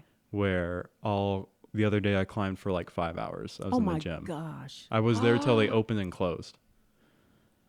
They opened at 3 and they closed at 8. And you were climbing that whole time? I'd Bosh? climb, I'd sit, climb, talk to some people, climb. Wow. Yeah. And it's bad on many levels. I love climbing, but I was more tired the 3 days after that in general, like in my workouts, thinking I could tell it hit me in different ways. Then it's also 5 hours when I think I could probably get a good session in under 3 if I put some more intention on it. And then I'd have 2 hours to write or read or do something else. Okay. So it's a balance of dialing some things back and expressing some things more that I like to do is the balance right now. Right. Because there's only 24 hours. Yeah. You'll sleep roughly 8, so that's 16. Yeah. I work 40 hours a week, so Yeah. days are covered with that. Then you got to eat, and that takes some time and driving. And Now, when you're at work, do you have time to write or not? I steal some hours away. Some. Yeah. Okay. Yeah. Okay. I'm at this point, different things I have to do for the job, I've gotten very efficient to do. And yeah, there's a lot of open hours, so to speak. Okay. And I try to kind of conceal it a bit just so it doesn't look like, Sure. it looks weird. But to me, as long as I get all my job Right. duties done Right. and my staff is supported and all the activities are covered and I'm free to do. And my boss kind of has a similar tact. I Okay. think she kind of wants to be a little more blind to it, if you ask me, Sure. which is interesting on a couple levels. But yeah, just get your duties done. Right. Don't go over hours. Don't go under hours. Right. And do your thing. Yeah. Right. Which I think is a good mentality to have. You know, overall. Taylor was telling me that, like, I think right now with her, I think she has unlimited vacation. Hmm. And they find that people are more productive that way. So I think, I'm pretty sure, and she said a lot of companies are going to that because it's kind of like people that are doing their job and doing a good job at it are not going to take advantage of that. Hmm. They're not going to go take off 3 months to go to Europe. They're just not going to do that. Yeah. But if you give people that, not the option, but like the choice, yeah, you can take off more days. Yeah. But most people will not abuse it. Mm. I think that's interesting. Yeah. I think it depends on the job. I think so too. Right. I think a job where you have a high amount of people that don't like the work, you're going to have more people take it off, right? Which makes sense. I saw this coolest thing the other morning on Good Morning America. It was at an airport, and the employees, they had, if they had this one guy anyway, if he made this long putt, and my gosh, it was like 40 feet, down. If he made it into the hole, then all the employees got a day off. And he made it. So, and they were talking about, it's just good morale for a company, you know. More companies should do something fun like that. Yeah. Like even like shoot a basket, from Half court. Yep, you make it, everybody gets a day off. Yeah. I think it's kind of cool.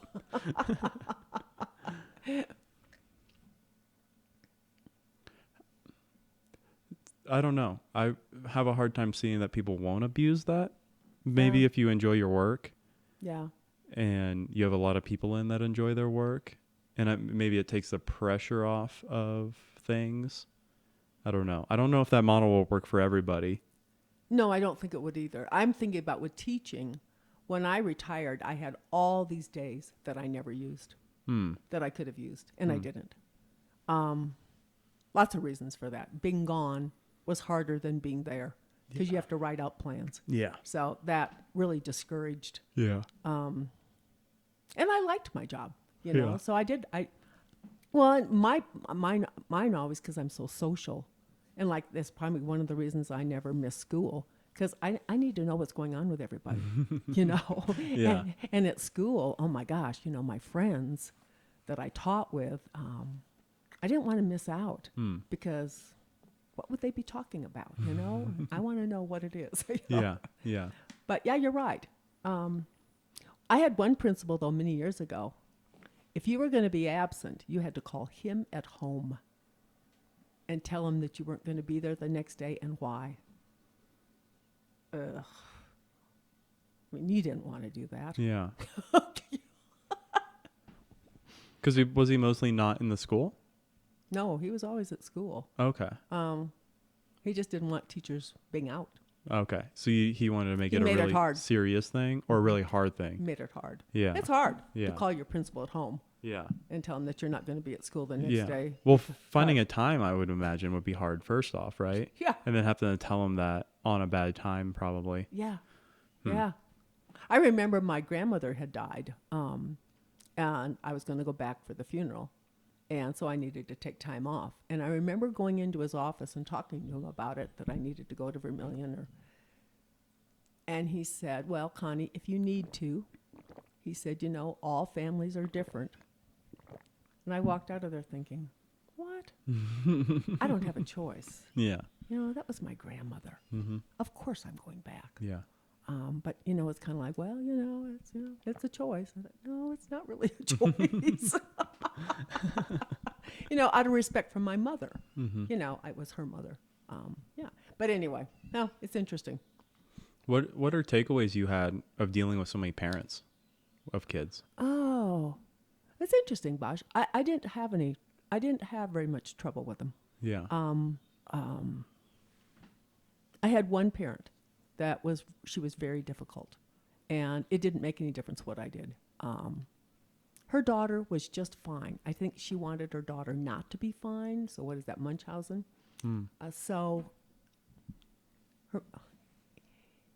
For instance, if I don't know, if the girl got a C on something, and she took the paper home, and she was good, she was a good average student, So then the mother would be furious, write a letter. Mm-hmm. Why did she get a C? Aren't you teaching her the skills that she needs to be successful? And if you are, then why is she getting a C? Yeah. All right. And so then, if she got an A on something, then it was obviously you're not. You're not hard enough. Yeah. Yeah. This is too easy for her. So why is she doing it? There was no winning. Yeah. And she would write me the nastiest letters. In fact, one time, I used to show them to my principal. And one time, I'm standing in the office talking to the secretaries. The principal is standing there. She walks in. She looks at me. She knows me. And she has a letter. And she hands it to the principal. And she says, "Would you give this to Mrs. Barry?" And my principal said, "No more of this. She's not going to take any more. She's done. So, and if you want to talk to her, give her the letter. She's right here." Mm-hmm. But anyway, then Trish wanted to see what it said, and she said, "You don't have to take that from her anymore. Just say you're done. Mm-hmm. You're done." But anyway, there was no winning. And I remember talking to Jill one time about it, and Jill said, "You can't win with a crazy person, Mom." And she's crazy. She really was. There was a point of her that was really crazy. Yeah. She didn't want her daughter to be successful. I don't, so it wasn't, anyway. But the rest of I don't think, I had thousands of parents. I don't remember, I remember, Al and I used to always say, it's just really common sense. You start out with something good. There's always some good about everybody. Mm-hmm. There always is. Yeah. Even, I remember this one kid we had, he was just a pill. He was a jerk. And the mother said, "Oh, he's just a little rascal." Rascal? He's 12 years old and he's a jerk. I wouldn't call it a little rascal. He's not 3. He's a pain. Yeah. But you can't say that. Mm-hmm. You have to look for something good. And, usually it was. He could be doing so much better. Mm-hmm. He has all this ability, but spends a lot of time messing around. If he put that, that's what I would tell a parent. Mm-hmm. But they like to hear that they have a smart kid. He's really smart. He just, doesn't apply himself, and he's too busy being a clown. Yeah. Act stupidly. Yeah. He acts stupid. Yeah. And anyway, I just don't ever remember having trouble with parents. That one parent, and she was crazy. So what is it of the parents that made them easy to deal with and good? Then. I think it's because they knew I cared about their child. Mm. I cared. I wanted them all to succeed and be happy and productive and respect me, and I respected them. I think maybe that's it, Bosh. Yeah. I never belittled kids. Mm-hmm. I remember one time somebody told me, which is just so true, when you jump on some kid in your class, the other kids don't like that. I had a teacher when I was in junior high, and we had a boy in our class that stuttered really bad. And I kept thinking, why do you continue to call on him? Mm-hmm. Don't do that to him. Mm-hmm. Why do you do that? It's mean. Mm-hmm. And so, the kid's name was Dennis Hunter. I'll just never forget that. And I think, I don't like you very well, as a teacher. You're nice to me, but that's mean. So kids don't like that. Yeah, they notice. Of course they do. Yeah. So I just don't think I ever had. I'm just trying to think of a parent that didn't like me. Well, that one lady. But I just think they just knew I cared. Mm-hmm. Oh, I had one. Her son was in my math class, but he Oh, he was on the spectrum. He wasn't autistic, but what's the one? He would fixate on something, and this year he happened to be fixating on, I don't know what it was, the generals of 1700 in England. I don't remember. But what do you call that? Anyway, so he was in my math class, and if I called on him, he always had his hand up. He always wanted to just go on, he would gone on the entire math class about some general in the 1700s, and I think in Prussia, I think, God. So I would have to just shut him off. I would say, you come in after school and you can tell me the rest of that, but we have math to do today. And so the mother printed out all these articles, and I didn't understand her son. I thought, yeah, I do. I get it. But I can't have 29 kids there sitting, waiting to learn math while he goes off. Yeah. I can't have that. So she wasn't very happy with me. She said I just didn't understand. I said, well, he can come talk to me anytime. But so I guess she didn't like that very well. But no, I don't think so, Bosch. I think for the most part. Yeah. But I think that's all of what it is. You just show that you care about him. You respect him as a human being. And I think basically people are good. I think they are. Yeah. I think there is evil, but I think basically people are good. And I think basically kids, especially kids, they want to learn and they want to be successful. They do. Sometimes they don't have the tools, but I think they do. Nobody wants to be at the bottom. You don't. Yeah. So anyway, yeah. So especially in our Western society, for kids, your first 5 years are entirely spent with your parents or parent or whatever that looks like. And then you might have a preschool, but then by your 5th year, you're into kindergarten. And then you have 12 years and 12 grades until you're about 17, 18. And then you're off to do whatever you want, usually college. So for those first 18 years, you have 5 years of just parents. And then there's a slow introduction of more authority of teachers, right? And there's probably more authoritative teachers at the senior level than at the first grade level, right? Right. And so there's a tricky balance between how much influence do teachers have and how much influence do parents get on a kid's life for those first 18 years, right? Yeah, right. You were in 6th grade. Right. Where do you think that balance is? Could you put any thought to that? Because some people think it should be almost 100% or 90% parent, which might be even be the homeschool route, so to speak. And then there's some people, not many, but some, that would say a lot of parents might not know what they're talking about, or sometimes might not have their kids' best interest in mind. Right. And so we need parents to be the overall majority influence on kids' lives as they grow up. And as we also know, especially growing up, kids are much more malleable and almost directable and shapeable and influenced by especially authoritative figures, right?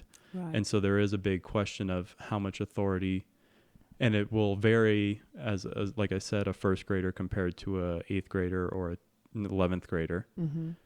But do you think that balance is between authority of the parents affecting a child and authority of the teachers and the school system affecting a child? Oh, wow.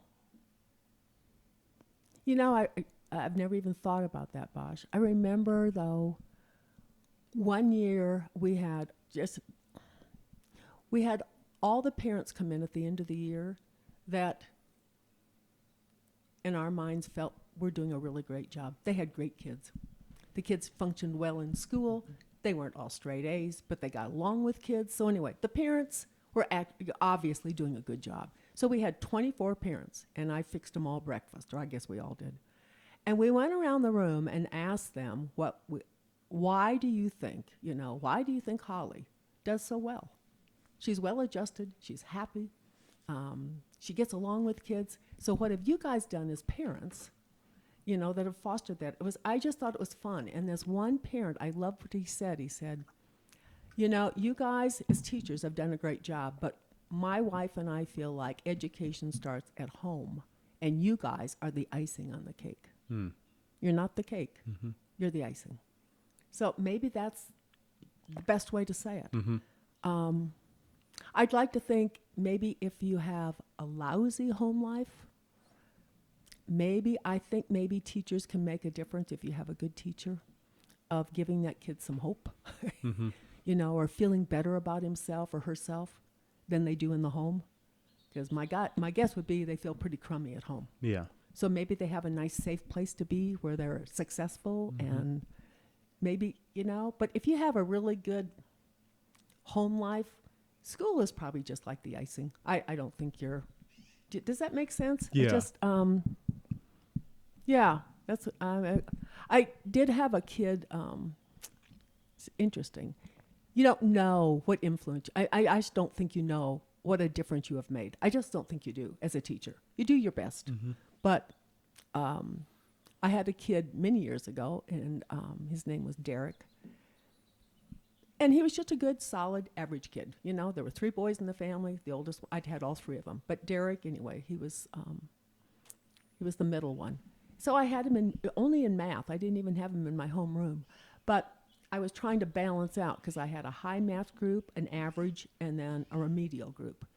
And so I needed more in my high group, just for number-wise. And so I thought, he's a hard worker. This will be a challenge for him, but I think it'd be good. So I put him in my high group. I didn't have any idea what difference that made to him. I had no idea. Because then it was years later, obviously, he was in school at Arizona State University, and he committed suicide. Mm. And he had written a poem about me. And his parents found it when he died. And they brought me a dozen red roses to school and gave me, I still have it someplace. But basically what he said was, I was the very first teacher that ever thought he was smart. Isn't that something? Yeah. How powerful that was. And I just did it for the numbers, I needed somebody. Yeah. And he was a hard worker and, a really good kid. But yeah, I was the first teacher that ever thought he was smart. I think, wow, that's maybe that did make a difference for him. I don't know. Yeah. And I never did know why. I saw his mother, in fact, just the other day at the grocery store, and we talked for a long time. I thought, man, I never did know why he did that, but he did. But anyway, Bosch. Yeah. It's hard to say. It is hard to say, isn't it? Well, the context with them, but do you think maybe there wasn't enough support from the parents? No. There? No. I think they saw him at... See, I'm just thinking about myself growing up. Mm-hmm. My parents never told me I was smart. Never.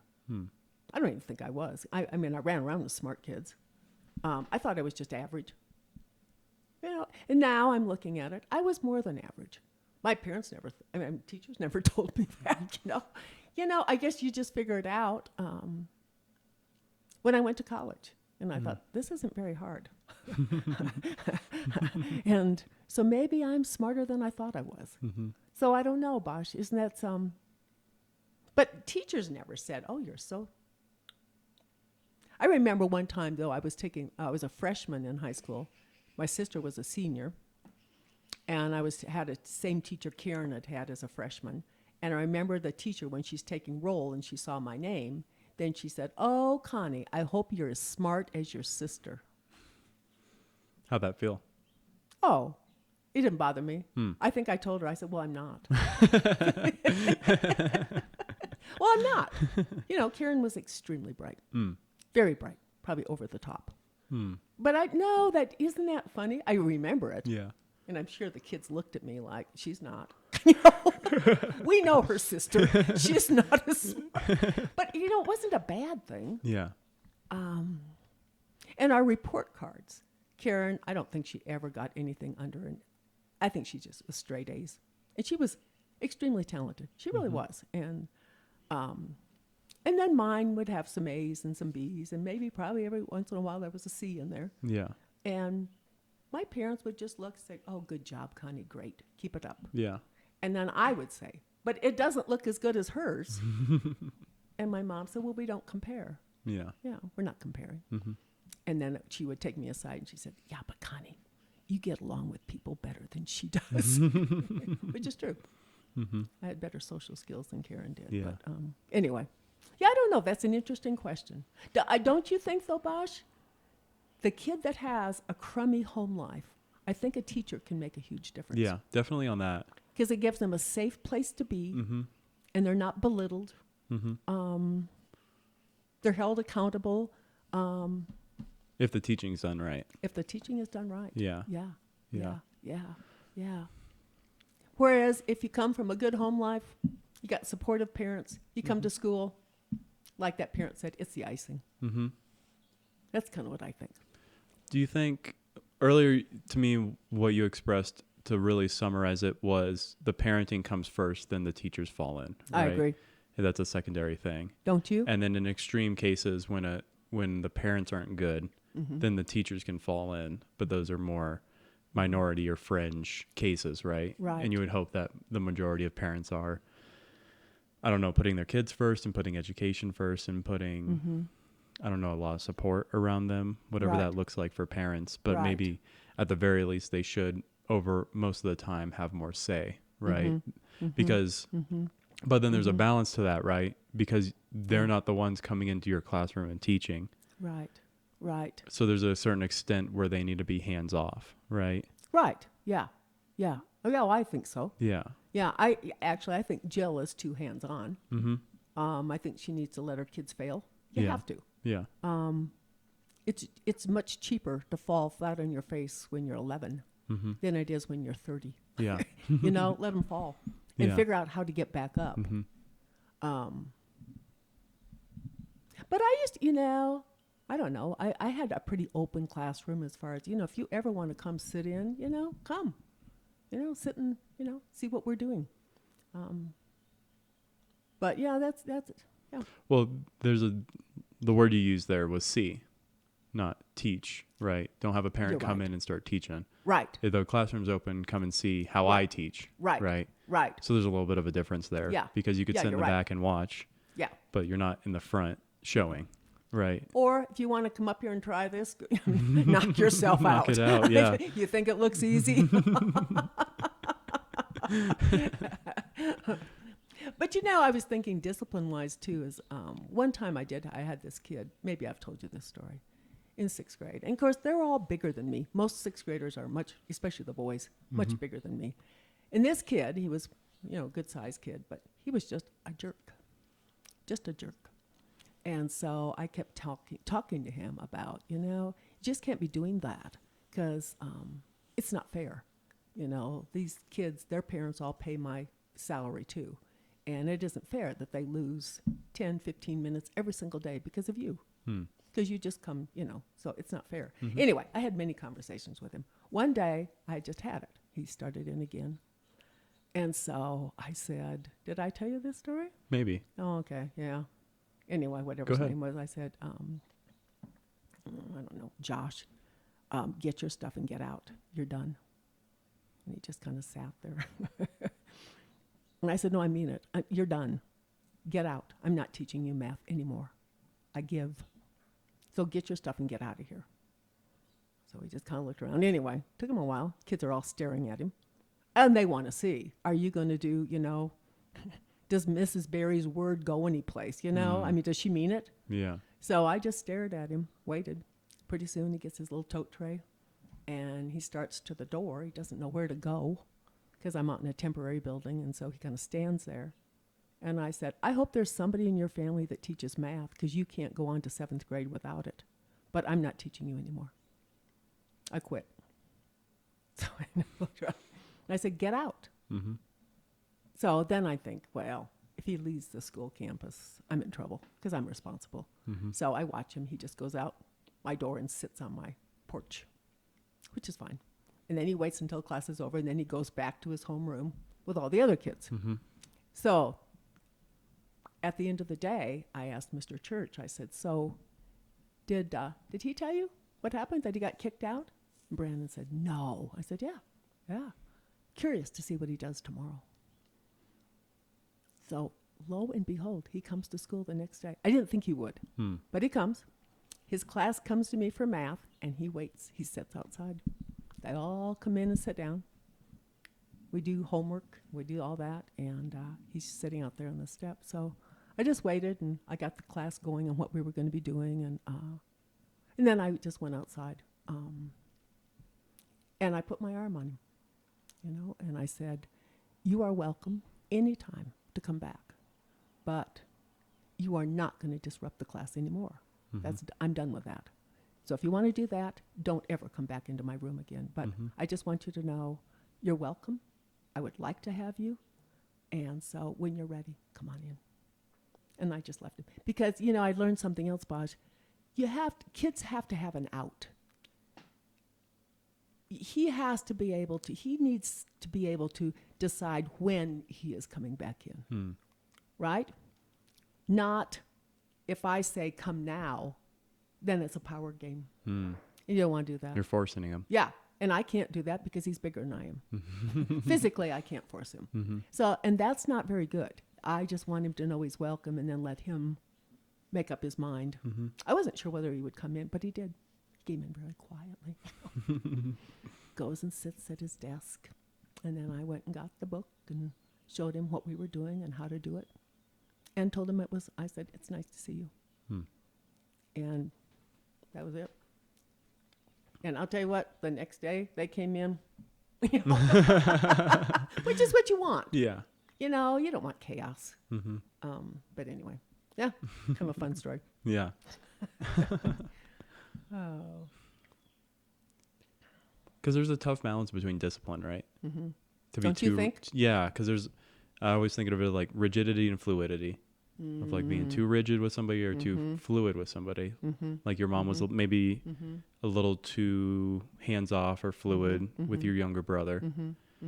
And then possibly maybe they're a little too rigid with your older sister. And maybe they found a good flow with you. It could be. To maybe make a theme out of your whole family. But I don't know. There's a tricky balance between them. Because I like to do a lot of things. The line I heard that helped me was, if things don't seem like they're working, you're being too rigid. Oh, I like that. Yeah. And if you just think of like a car, all the gears are too rigid and they're not being able to click together and move forward. Right. Right. And so, cause when scheduling itself is inherently rigid, right? You're setting a time and date to things. Right. And so you do too much rigidity, then things get kind of muddled and stuffed up. Yeah, so you need to find the fine line. And you got to be able to flow a little bit between things. But at the same time, if I just didn't plan my day out, I want to get anything done, and then I'd feel bad, right? Right, yeah. And so I got to have... But if you went over something 10 minutes, that's okay. It's okay. It's okay. Yeah. I'll go to climbing 10 minutes late. It's right. Okay. Right. Yeah. So you give yourself some grace. Absolutely. To put a word to it. Yeah. Yeah. It's grace is what it is. Well, and Bosch, somebody taught me, which I thought was just awesome. I wish I'd known it earlier when I was raising my kids, but they used to say, like with teaching, if you're not having fun, you are doing something wrong. Not the kids. Yeah. You are. And that's huge. You can't say, this is the worst class I've ever had. Well, then you're doing something wrong. Yeah. And I think the same thing with parenting. That Foster Cline used to say, if you're not having fun parenting, you are doing something wrong, not the kids. Yeah. It's a good way of... There was the other one that's kind of similar to that. It's if you're talking to somebody and you're bored, then maybe you're the boring one. Whoa. Wow. Yeah. Oh, that's interesting. Yeah, it's kind of the same thing, isn't it? Yeah. Well, and taking some responsibility. Taking some responsibility. It was also coming from a Canadian psychologist. And so he spends hours, or used to at least spend hours listening to people. And he Mm-hmm. was like, you just let them talk and they'll tell you the most amazing stories. And just let them go. It's like, if that's not happening, then you're not calling it out of them, or you're just being boring yourself. You're not asking the right questions. Yeah. Yeah. Yeah. Yeah. Huh. Or, I was thinking the other thing is, or they feel like they're going to be judged. So maybe that's your fault. Yeah. There's a tricky thing with like new people, right? Where you just have your pleasantries of like, hi, how you doing? Good. Like sometimes you run through those and nobody even notices what you like. They're maybe not good and they say good, but it's just like a script of like, hi, how you doing? Good. Right. I'm good. Are you good? I'm Yeah. good too. Yeah. Like, Well, yeah, because, I have found like, not so much now, but, a while back, if I would be calling like CenturyLink or whoever to get everything transferred to my name, and I would say because my husband passed away, sometimes they would say nothing. Oh, so you want it in your name? I said, and did you hear what I just said? You didn't even listen. Really. yeah. And then have a nice day. Did you hear what I said? But you're right. It just goes shoo, right over the top. But yeah, your dad used to say, if somebody wrote a chapter about your day today, would it be anything interesting to read? I think about that a lot. Do you? I do. Yeah. Think so. Well, my day today, who would even want to read about it? I don't even want to repeat it, let alone. But yeah, that's a good one too. But yeah, I think that, teaching, and teaching at first was not fun because it was so hard. Yeah. And I didn't know what I was doing, and discipline was hard. Denver public schools were hard. Those kids, some of them were such a mess. That is where you need really good teachers. Those kids are hard. Yeah. They're really hard. Why'd you choose teaching? Oh, my mom was a teacher. My dad was a teacher. My uncle was a teacher. One of my grandmothers had been a teacher. I don't know. It was kind of in our family. And I loved school That and music and music. seems to be a trend. Yeah, both of them. What is that? Yeah, I don't know. But, you grow up with music. But, yeah. And, my mom played by ear. She couldn't read a single note. And she could play the organ like you just couldn't believe. How did she know? How did she do that? Yeah. Yeah. Oh, she could play the organ better than my dad, and he was the musician, Isn't that, it's interesting. So, I don't know. It's funny. Yeah. And teaching. But I liked school. As a little kid, I used to, always play school. We used to play school all the time. Yeah. And that was fun. So, yeah. Even when you were playing hooky, you wanted to go back to school. Oh, yeah. I know. Yeah. I know. I got to get back for that math I test. have to take that math test. I just have to. So there was a part of me that really had a good morals and good, character. Then there part of me was like, oh, God, that sounds like fun. And we knew we couldn't get by with it. Yeah. We knew we were going to get caught. How dumb was that? That's a 17-year-old. Not thinking well. What do you think is different about today's times compared to back then? See, I would disagree. I would say that I don't think it's all that different. Okay. Only thing I see is different is that, but maybe it's a big city compared to a small town. Small town, we walked every place, even at night. And we didn't have cell phones. Yeah. And we just walked, and a lot of families only had one car. So heaven forbid that mom is driving you every place because dad has the car at work. I don't think things are all that different, Bosh. I just don't. I think that, expense-wise and all, I think it's relative. Dan was making $7,200 a year. In a family of 3. Family of 5. Yeah. Had 3 kids. Yeah. And a mortgage. So I don't know. I don't know. And like they say that kids are so different. I didn't find that kids changed very much. There was a huge difference in teaching in Denver public schools because many of those children did not have a good home life Compared to what? compared to Jefferson County Gotcha. out here. Okay. Yeah. Which is a little nicer, right? Yeah. Much nicer. Yeah. Yeah. Yeah. And it's economic levels. You know, some of those kids in Denver, I mean, they had rough lives. Rough lives. Like what? Well, like one little boy, the principal told me this. I just, hard to believe this, but I was subbing for 2 weeks in this school, Valverde, downtown, and it was rough. And this little boy was just a mess. I think I was teaching 4th grade. And the principal said, well, you need to understand, sometimes we find him sleeping on the yard of the lawn of the school because his parents have left and he's living with older siblings, and sometimes they get mad and kick him out. He doesn't have any place to live. And then he'll sometimes go home with some of the other kids because then he'll come back the next day in their clothes. And my last day there, I was there 2 weeks, my last day there, he asked me if he could come home and live with me. I mean, I never had that here in Jefferson County. I never did. But there are some really sad, sad stories of kids. Yeah. I had another little boy when I was at Brownwell Elementary. That was 6th grade.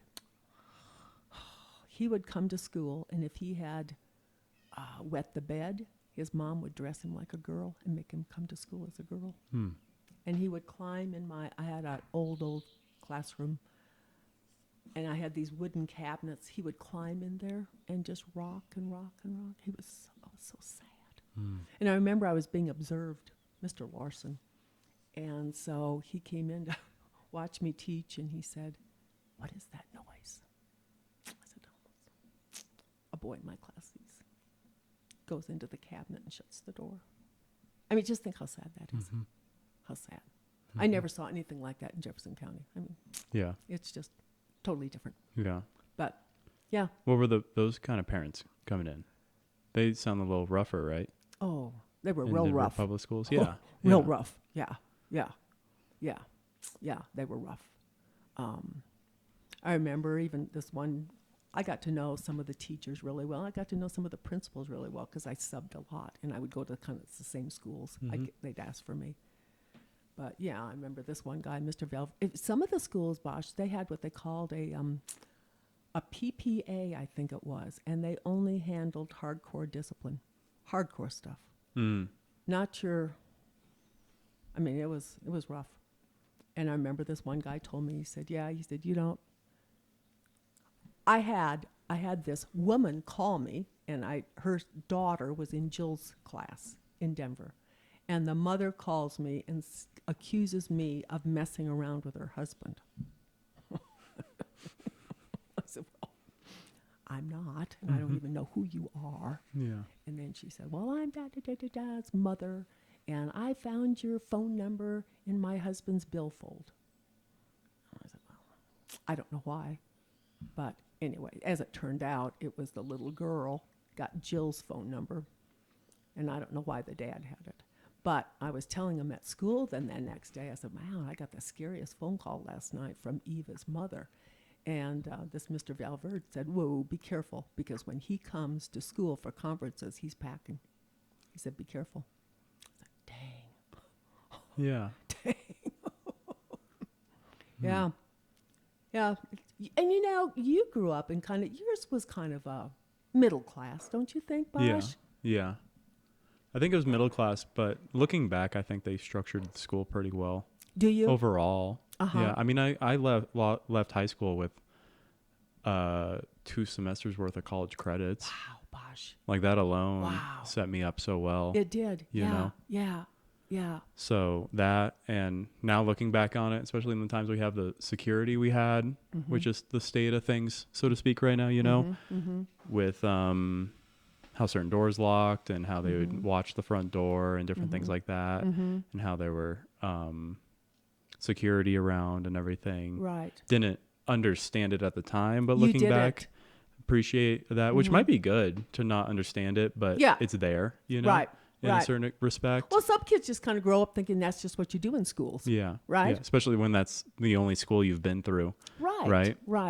But I mean, a few not great teachers or unhelpful teachers, but Yeah. not Yeah. nothing crazy. And Yeah. I mean, yeah, very thankful for having a year of college Oh, done. man. Well, that was the school and that was you. Yeah, You because know? I had to do them, but Yeah. the teachers were very helpful, Were especially in they? those classes. Yeah, They were. for the most Okay. part. Yeah, Uh-huh. yeah, because that saved me money in time on Of course. different levels, Of course. and yeah. Yeah. Wow, Bosh. Mm-hmm. Wow. Well, you worked hard. Mm-hmm. You know, you've always been a really hard worker. Yeah. Yeah. Well, that goes a long way. So. Yeah. Yeah. And, you know, determined maybe would Yeah. be a good word for you too. Might be hard-headed. Maybe. Maybe a little bit. Well, like my talk about Uncle Chris, you Mm. know, the most stubborn kid I've ever known in my whole life. But that stubbornness then turned to determination, Mm-hmm. which has served him well. Mm-hmm. Yeah. To do what he's doing, you have to be pretty Right. almost hard-headed in a sense, Oh, or yeah. Oh, self-reliant yeah. and Yeah. determined. Well, and I think part of it was because his dad said, you know, his dad was in finance, so getting a fine arts degree was just so foreign to him. Mm. Why waste our money, you know, and Mhm. da-da-da-da-da. And I think so part of that was Chris. I'll show you. Mm-hmm. You know, I'll show you. Yeah. And my dad, because he had a fine arts degree, I think he said, if he follows his passion and he has a good work ethic, he's going to be fine. And he Mhm. was right. You know, Yeah. he really did. But, that's interesting. Mm-hmm. But, you know, after Columbine, I don't understand why, at that school in Texas, why that he was able to get into that door. I just don't understand Yeah. that. And it was a back door. Because after Columbine, I was teaching then, and when I've been back to sub, you cannot get in and out of that school. You can't. Because they had all kinds of doors. Yeah. And they were always locked, and we had to have a special key to get in. So, and otherwise you come through the front door. I guess there's always ways of getting in, huh? That, or maybe Colorado's doing well, or Denver's doing well. Maybe you're right. Because it's because happening of Columbine. elsewhere. At least you would hope Colorado learned from it, right? Because Right. it hit so hard home. Right. And maybe it's just now hitting other parts, maybe, That could be. you know? That could be. What do you think you would feel secure if maybe not you, but like other teachers that were trained carried? No, I just think that's a horrible idea. No? No. Well, because I can tell you, I mean, I taught with some really loony teachers. I mean, they were. I wouldn't want them to have a gun. Yeah. I just wouldn't. If they passed proper training and evaluations of them physically and mentally, though? No, no. Where maybe they might not have passed to a certain extent. Right. But then I guess the question might become, if they don't pass those, why are we allowing them to teach? Well, I know. Well, I'm that. with you. Yeah. Yeah. You can't pass a test to carry a gun, but you can teach the children. I'm not sure, you know. That's another question. It is. No, I don't think, I just don't think more guns is the answer. Okay. Because we could have guns in schools, and like we were talking last night, guns in hospitals, guns in grocery stores. What have we become? Mm-hmm. It's a scary thought. Yeah. Guns on airplanes. And like somebody said to me, which is so true. So you hear gunshots. So a teacher grabs her gun and runs out in the hallway and starts shooting. Who is she shooting at? Pretty soon all these bullets are flying because you got 20 teachers out there shooting. Yeah. Now, I don't know the answer. Yeah. As I said, we were talking last night. It's complicated. It's very complicated. Yeah, Yeah. it is. On that other thought, though, did you experience a lot of bad teachers going through? As a years? kid or with teachers? Teaching As a teacher. Some. And I wouldn't say, when I say bad, so you just think, well, then what is bad? What does that look like? I think a great story. There was this little boy in 5th grade, and he had the mullet haircut, remember? Mm-hmm. And his hair was about down to there. Kids did not wear their hair like that then, so he stood out to begin with. Mm-hmm. And he was kind of small and kind of, a real pale, kind of a homely little guy. He really was. Well, we had a 5th grade teacher, Jerry Lassos, and if you didn't fit into his little box, he just rode you, especially boys. And I can remember him in that hallway screaming at that poor little kid, and he'd just be shaking. And Jerry would be shaking. He was so mad. And the best thing in the world happened. The next year, Al Snelling got that little boy. He totally turned him around. That was a case of an amazing teacher saving a little boy. He saved him. He really did. Well, he just loved it. I mean, Al used to see what I thought, and I thought, oh, man, that poor little guy. But it's so cool, the very last day of school, when we had like 6th grade graduation, that little boy came to school with a haircut, and he looked adorable, and all dressed up so nice. So Al made a difference. Jerry Lassos could have destroyed that kid. Yeah. So I think Jerry Lassos, on some hand, some people would say he was an amazing teacher. Yeah, if you fit into The box. And if you didn't fit his box, he was horrible. What did that good teaching look like when the boy got saved? Al? Yeah. Al joked with From him. Al, yeah. Al showed him that he respected him. He liked him. And that little kid would have stood on his head all day long if Al asked him to do that, because they just had a great relationship. I think that's what it was. Yeah, it was just respecting him and liking him and helping him, and awful, not belittling him, not screaming at him. You know? Yeah. It's really sad. But yeah, and then I had some teachers that I taught with that had no discipline whatsoever, and so their rooms were just chaos. But I don't know. So was that horrible? You know, the kid probably, was fine, went on. They didn't destroy their, their fiber. They weren't destroyed. They just didn't have a very successful, great year. But Yeah. probably more good teachers than bad teachers, where I taught anyway. Did you find, maybe not an abundance, but some amount of kids that maybe had the potential, but they just couldn't figure out that thing that they enjoyed, if that makes sense? Because to me, there's always like if you're a believer, you would think you're God's calling to you, right? If you're a believer is how they would describe it, or something that I think everybody has like one thing, or there's obviously multiple things, but definitely like one thing that just calls them directly to be their duty through life almost, right? Yeah. And I feel like I've observed some kids that definitely have the potential, and it's for them to decide, if you ask me, but I don't know if it's support or resources or knowledge or opportunity or the know-how or work ethic or what it is to figure out what that thing is for them. And you can just see it almost in their eyes of you can see it in their body that they have the potential, but then in their eyes it's like they haven't found it yet. And is it a lack of self-esteem? I think that can be part of it. Believe in themselves. Yeah.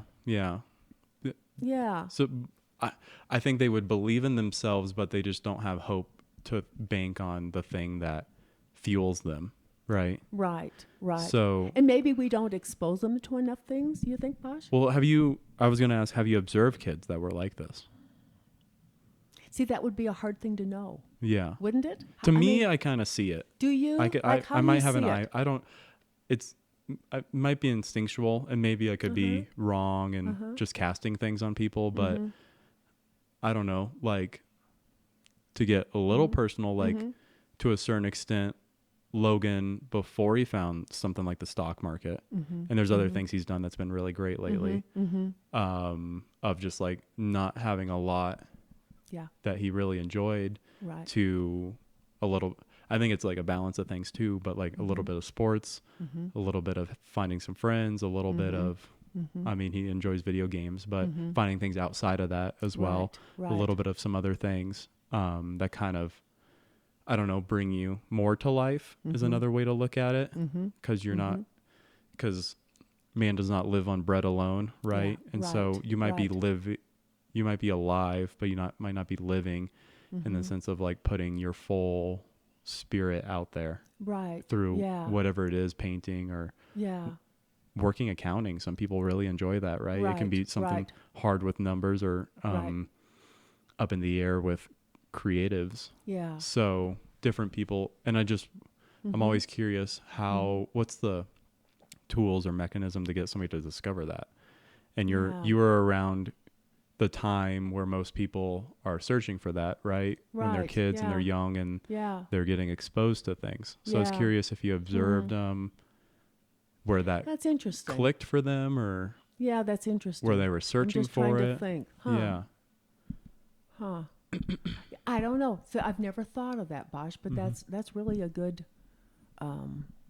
I think, like with Logan, my thoughts always were that he was kind of sandwiched. You know, he has you, and you are. I mean, you're outstanding, and that was hard. I mean, you've got the full package, and then his youngest brother is, a gorgeous little boy and gets cancer, so he gets lots of, attention. He does. At the very least. Yeah. At the very least. Yeah. As he should. And so did you, but not because you drew attention to you. You just, you were just so accomplished. So you get that, Thor gets that, and Logan is thinking, what's my gift? Yeah. And I think what is mine? I think a lot of kids right now have that question. And I think he's getting closer to finding it, which I'm very happy about. I do too. And it's one of those things where you don't tell them what it is for them. Right. They have to discover it. But it's so hard because it's like, how do they find it? It's painful. Yeah. It's hard. It can be hard, and it can take a while. Right. And you're trying to do it to the person you are right now. But if you map it to right now, any amount of time you think about it, if you thought about it for 5 seconds, then that's you 5 seconds ago. Oh. Right. Yeah, right. So if you were trying to think about it Tuesday night and you thought about it for a week, well, you still went out through a week of your own day and changed a little bit as a person. And so now you're trying to map that to an old version of yourself that's not even up to date, if you think of it. Yeah, right, yeah. If you really get into the details of well, maybe this was me a year ago, but I'm in it now and really doing it, and now it's not me. And so it's like, and some of that is like getting yourself well put together. So that hopefully week to week you're similar, but still maybe learning and changing in a positive way, right? Right. But at the same time, not so different that you almost want to completely switch careers week to week would be very hard to sustain and destabilizing as well. So there's a bit of being young, you're changing so much that if you were to, because at one point you're like, I want to be a race car driver. And then at one point I want to sail. And then if you stuck on one of those things and then saw it through, then you're completely different. So part of it maybe is like kids are, especially the younger you are, the more you're changing to where it's harder to pin something down. So maybe, it's a tougher call because you're trying to make something rigid out of something that's very fluid, and that should be fluid as in a it sense. Should be, yeah. Especially the younger you go, almost the more fluid you should be, to a certain extent. Right. And as you get to an adult, you should be a little more rigid, and by that I mean a little more disciplined and a little bit more ordered. You can put yourself together and stuff like that, right? So there's that balance, right, on top of all these influences of how much should be from parents and teachers and from society as a whole and all these different things. Yeah. But back on that point of Logan, I think I'm really happy that he's getting closer to that. I don't think he's fully found it, if you ask me, but I'm happy that he's getting closer to it. Yeah, I am too. He's a different person. Yeah. Yeah, which, he used to mumble, well, that's just self-confidence, And I think along with that, though, I think it's a sad thing of what the high schools here do. The big schools here, like, Bear Creek and Dakota Ridge and all these, 2,000, 3,000, 4,000 kids. They make kids choose one sport. Or maybe you can have two, but you can't play basketball and football both because they overlap, and you can't be doing that. So, and I think that's sad. So at the age of what, 15, you're picking one sport? That should be a time when you should be experimenting, Yeah. you know, and trying. And I think I'm right on that, because I think some kids told me that.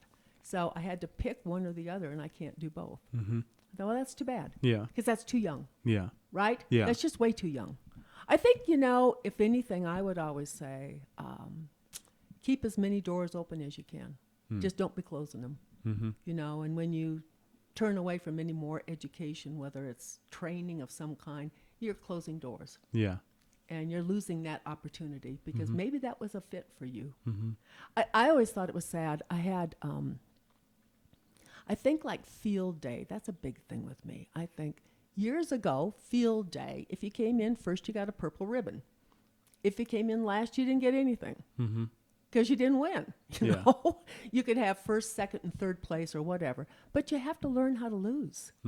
That's hard. Winning is easy. But then now everybody gets a ribbon for participation. Well, that isn't life. And the part that bothers me about that is, you know, I would have a kid in my class.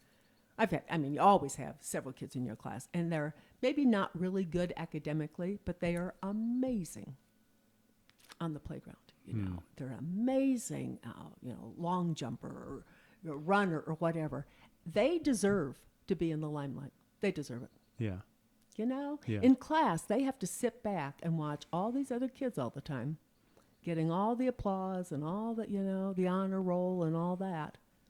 And they have one day when they can be, and we don't let that. We don't let that. Every kid gets a ribbon. No. Yeah. And depending on how you do it, the kids still know. Yes, they do. Like every kid got a purple ribbon. Right. Big whoop. The first place But was we know who came in first. The red ribbons is what you wanted. That was first place. The guys with the red ribbon, you would still notice that, right? If anything, you get the purple ribbon and throw it away. Yeah. If you had any sense to you, almost. Right. Right? Yeah, you're right. Where it's like everybody has this. It's just like, in a sense of, it's a tough thing when you get to like markets, right? If you gave everybody $1, then it devalues the dollar. Oh, absolutely. Yeah. If you give everybody a college degree, then it devalues it. Devalues it. You're right. And in a sense, that's what we're seeing right now economically. We are. Right? Yep.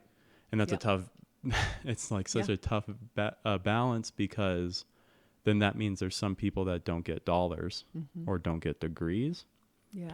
And then you're like, what do you do with those people? Right. And then that's where a bigger debate happens. Yeah. But you have to acknowledge that if there's an abundance of something, then it devalues it.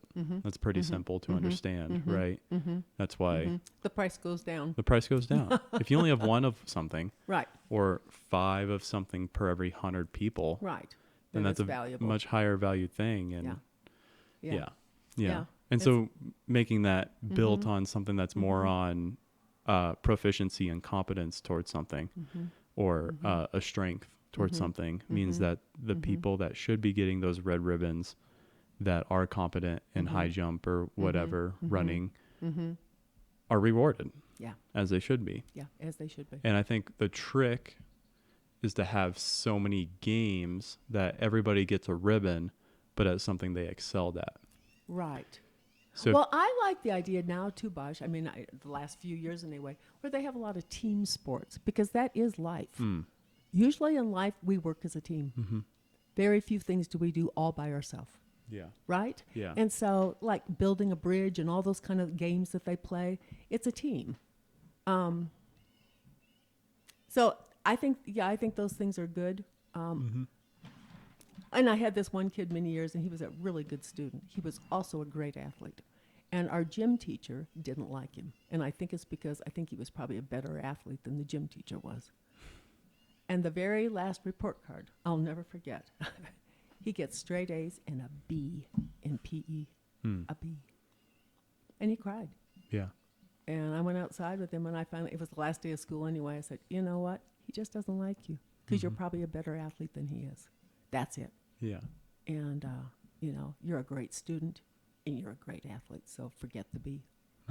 But, Yeah. it's like, wow.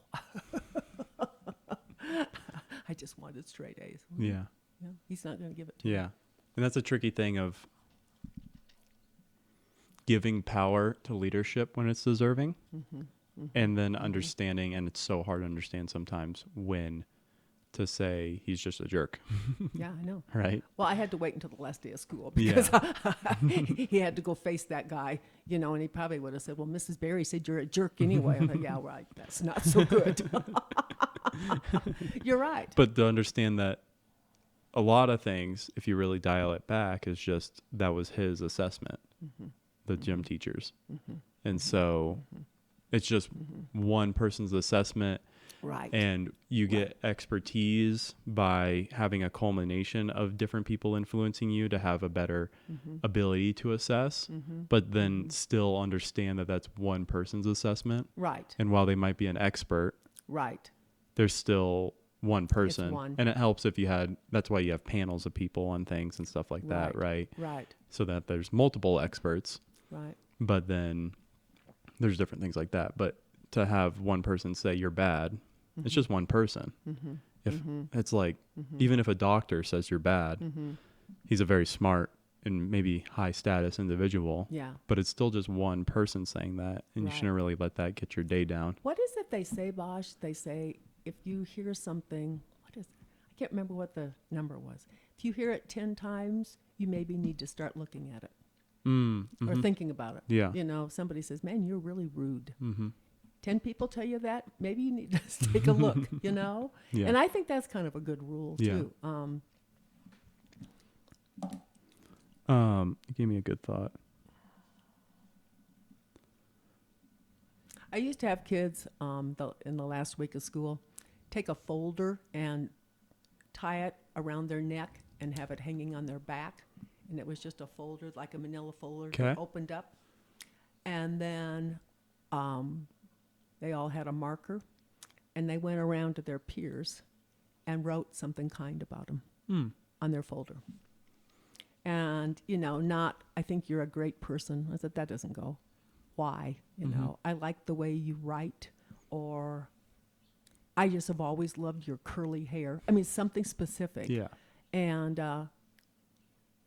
then they just go around and writing on each other's backs on those things. And then when it was all done, then they took them off, and then they got to read them.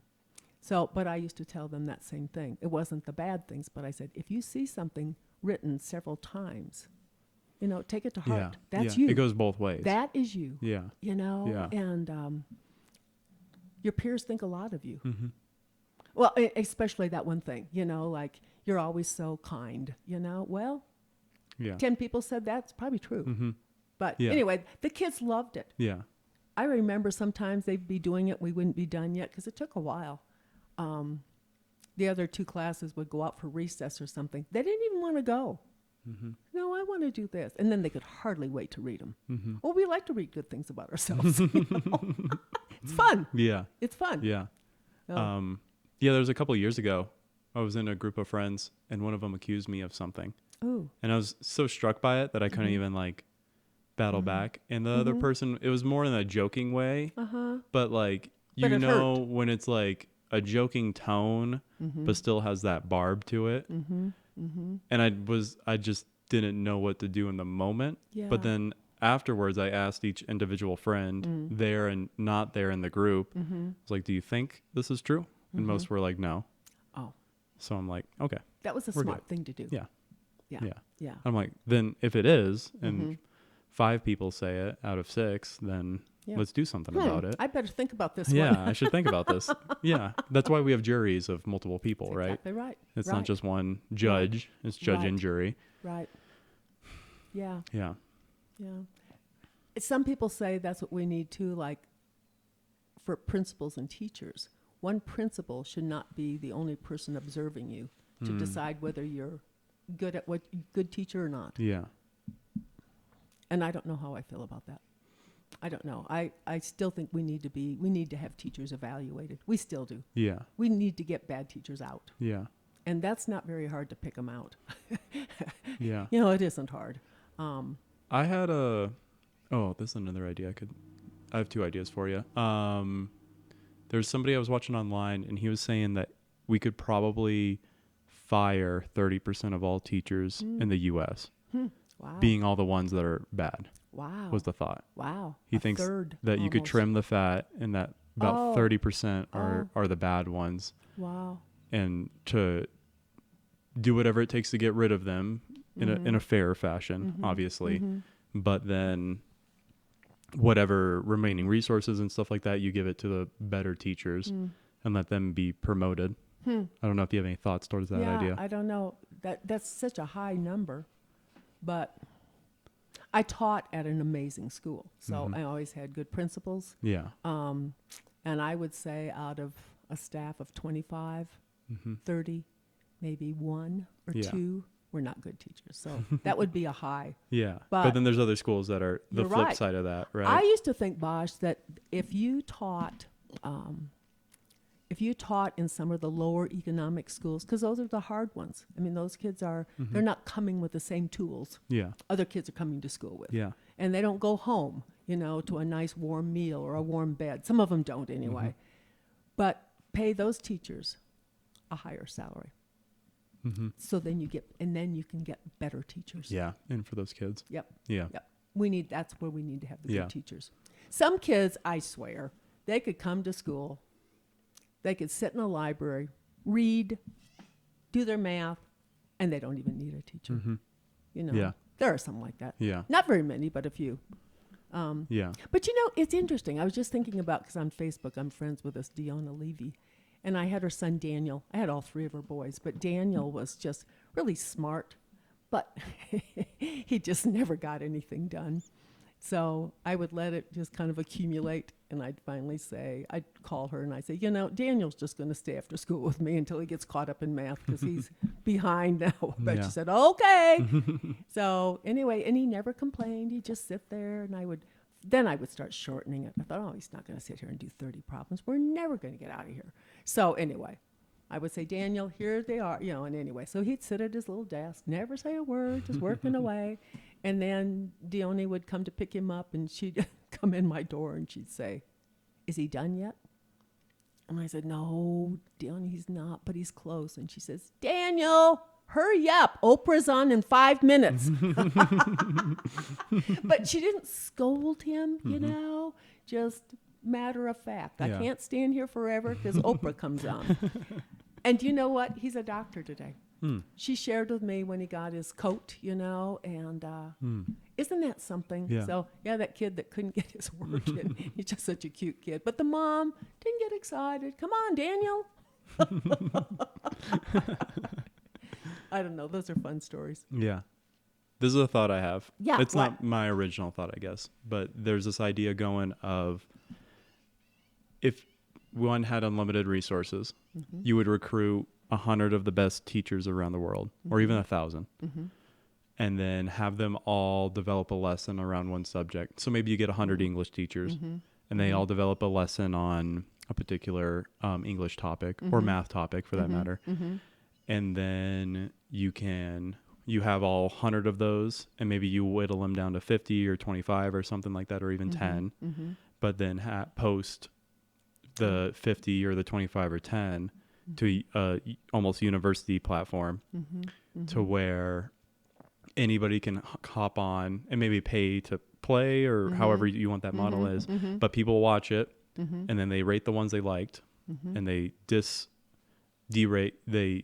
the ones they don't like. So there's a ranking system, and over time, you get ones that do really well and not so well. Right. And then you have some sort of test to make sure that people actually retain the information. It wasn't just like a fun video. Right. And then maybe take those 3 top professors that did that and then have them come together on one video, consolidate all that. And then you develop the perfect lesson on one topic. That's interesting. And That's it was interesting. and it was community sourced in a sense, because it was ranked by people that would actually be learning it. Right. And it was developed by people that actually teach it. Right. And it was developed then by the best people, not just by like our choice, but then also the choice of the people consuming it. Right. And then they get together in a little committee take different parts of their lessons and put it together and then make one almost like super video, right? What do you think of that? Yeah, I think it's a great idea. I'm just trying to think it through. Yeah. I think you and I have talked about this. I think the one thing it's missing is like if you're watching this at home on your computer, you miss that essence of school or the college campus or whatever. And it's hard to pin down what that is. Yeah. I don't know if you just go to a classroom and this video plays, but then you have like a supporting, not as good expert teacher because there's only a certain amount of those, but somebody that can support with the video. And then maybe you can still have a lot of the dynamics of school. And you're also missing the interaction. I think sometimes, I can just think of like if a kid said, I still don't get it, Mrs. Berry, and then a kid sometimes will raise their hand and say, I think the piece he didn't hear you say, Mrs. Berry, or I think what he is missing is, and that happens a lot. Yeah. Kids kind of understand each other's thinking. Yeah. Because they might be sitting there thinking, oh, I missed that piece the first time too. Yeah. So do you almost... So maybe like college level might be great. I think it would be more effective than like elementary school. That makes sense. Yeah. And allow maybe the kids just to have a quick study hall. Yeah. After the video. That's a thought too. If anything, you'd almost inadvertently recruit the smart kids to teach the kids that didn't get it. Right. Yeah. Yeah. And then through that, you get a little more social. You get all the information. Maybe you still have a test, so there's still a competitive Or maybe aspect. when they're graded or when they're tested on it, maybe it's a group test. Yeah. Christopher told me one time a cool thing, Bosch, and his Bear Creek High School teacher did it. It was a biology class. They were put, I don't think they got to pick them. I think they were put into a group. And that group together had to learn, like I think what Chris was telling me was what happens from the time a morsel of food enters your mouth until it leaves your body. All the places that it goes and all the different enzymes and all that goes together with it. But the whole group had to learn it. So you were responsible for making sure the weakest link in your group got it. Yeah. And Christopher said it was powerful. Some people didn't like it. I don't want to waste my time teaching this kid, But so anyway, that's a little different. But that really truly is peer teaching. Yeah. I don't know. Yeah. I don't know. I can see the value in higher education than I can in elementary. Yeah. Okay. That makes more sense. I kind of think, Bosch, the problem, though, with a bad teacher isn't so much that they don't know how to present the lesson. I think it's more of how they treat kids and how the kids respond to them and their classroom management. I subbed one day for this teacher, and I knew she wasn't going to be a very good teacher because she was a student teacher at Kendallview when I was there, and she was horrible. It wasn't that she didn't know. She was smart enough. It wasn't, and it was up in the junior high. It was the worst day of my life. I have never seen anything like it my whole life. But she just had no control, and the louder they got, the louder she got. And so these were 7th and 8th graders, and they're just yelling at the top of their lungs. I'm thinking, oh, dear heavens, I've never seen anything like this in my life. And just yelling out horrible stuff. So, an example of really bad teaching. It wasn't the lesson. It was these kids were in control. She wasn't. It's so bad, I have to tell you. So the first class I had came in, and it was awful. They're just yelling out stuff. Nobody's paying attention. They're not doing the work or nothing. So I thought, I'm not going to do this twice. So the second class that came, they were all lined up in the hallway. So I went out in the hallway, and I said, number one, I do not want you to come in the room unless you can respect me, and we'll respect each other. But if you're going to yell out and scream and all that, I don't want you in my room. 3 girls stayed out there. I said, so you girls can't? They said, nope, can't. I said, okay. So I said, come on in, call the office and tell them you're on your way down because I don't want you in there. And they laughed, just giggled, laughed, rolling their eyes. So they went to the office. The third period, I do the same thing. Kids are all lined up. Behind me comes, I don't know if he was the principal or who he was because he never introduced himself. He comes up behind me and he says, now, boys and girls, I don't have any room in the office for any more people. So he said, give her the respect that you always give to Miss Bauer. That, well, if they gave her respect, sweetheart, this wouldn't be going on. We wouldn't be here. Yeah. Yeah. And that was horrible. Did Yelling they and settle screaming down then? Oh, gosh, no. Oh. No, because there was nothing. I couldn't hold anything over him. What was I going to do with him? Mm-hmm. Oh, and at one time I said, you guys, you can't do your homework without this information. So you need to be listening. And this girl yells out, we don't do our homework anyway. Get out. It was the worst day of my life. Mm. Well, I shouldn't say that. But it was a hard horrible. day. It was horrible. Yeah. It was horrible. I've never seen anything like that in my life. So anyway, then you wonder, so I just don't think Yeah. she got any. Anyway. Yeah. Yeah. So what's bad? That is really bad teaching. Yeah. One girl started yelling out, yeah, I know your mom. Does she still do that strip dance that she used to do? Does she still slide down that pole? Or is she still on the drugs like she was on? And I thought, oh my God. 7th and 8th graders. Yeah. Anyway, I remember when I came home, Larry said, you're not going back there. I said, no, I can't go back. For $100? Are you kidding me? So anyway, interesting concept, though, of what is a good teacher. Mm-hmm. It's not so much the presentation of the lesson. Yeah. And you have to be creative. Mm-hmm. You can't do...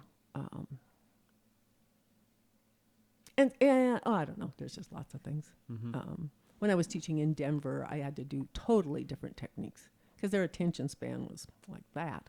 But I would say, come back and sit on the floor by me.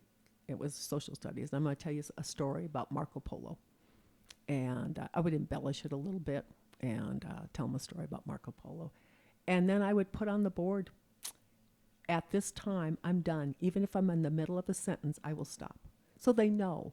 I have to sit here for this long, but when it gets to this point, she's not going to continue. And usually I'd get to that point and they'd say, oh, tell us more. I said, yeah, but our time's up. I don't care. I just want to hear the rest. Yeah. So anyway. Yeah. But. And that's, again, that's one theme that I think maybe this conversation has a little bit is doing things not through force. Yeah, you're right. It's that I need to think on it more, but to me it's like an invisible hand.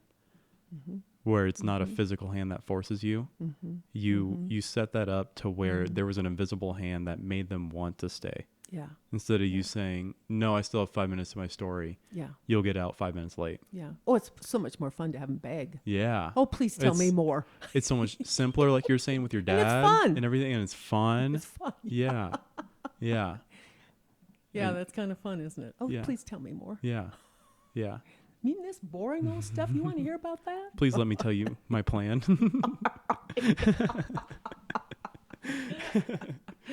Oh, Bosh. Well, this has been fun. This is very fun. I'll Yeah. wrap it up here soon. Uh-huh. I had just a couple finishing questions that shouldn't hopefully take too long. One is, I know it's a little maybe of a reach, but what advice would you give to people older than you?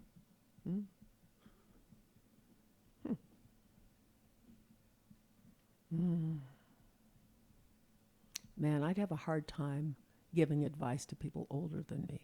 I really would. I think, man, I don't know if they're older than me. I don't know. That's a hard thing. I can't think of anything. I'm trying to think of what advice I would give. I'm just thinking about friends of mine. Yeah. Yeah. And I have a friend, I think I've told you about her, that, she's 87 and she lives in assisted living. I don't give her any advice. I don't think she's happy. She used to be, but her situation is just not good. I guess, I know what I would say. I would say that if you're not happy at the age of 87 and you've lived this amazing, productive life, and if this isn't good for you now, what could we do to make it better? Don't be okay with it. Mm-hmm. You weren't okay with it with your life 50 years ago, you know, when it was just kind of either bad or okay. You always strive for more. So even at 87, you should be happy, right? You know, you should be. So I guess that would be it. Yeah, it's not just because you're getting older that you should be satisfied to be in a crummy place or a crummy situation. You should be in the best place. Yeah. I don't know. I guess that would be it. That makes me sad. Yeah. I'm hoping that when I, you know, as I age, I hope I continue to be happy where I am. I am happy. But I know I have all these realtors calling. I had one call just the other day. They're friends of mine. Connie, do you ever think about selling your house? I said, and go where? Where? Yeah. No. But anyway, it's an interesting question. I'm going to think about that. But I guess that would be it. Okay. Awesome. What advice would you give to people younger than you? Yeah. And you could go, if you wanted to, like 30 years old to 60 years old, and then 30 years old younger, if you wanted to split it up by age ranges. Because people... I think it would be, I think like, you know, really young. I think like you and I talked earlier. Just don't close doors.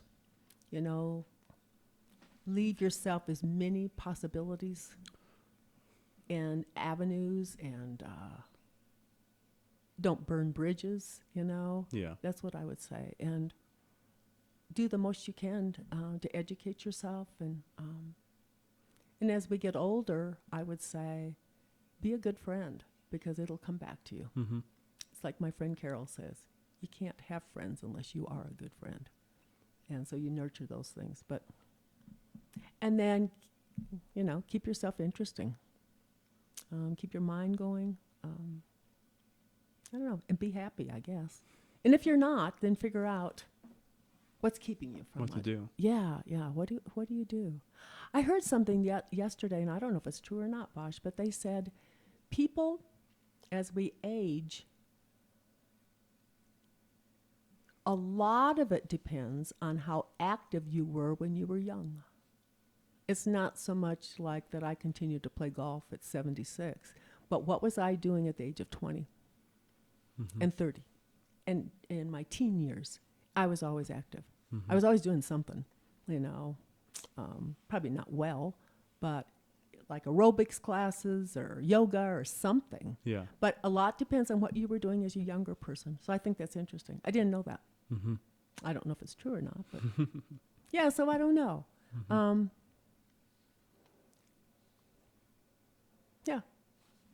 Yeah, I guess that's it. Awesome. And so I have this little journal. In this, every person that's been on has asked a question to the next person that comes on. Oh. And so the last person was on has this question for you. Okay. What was a redeeming experience from the pandemic?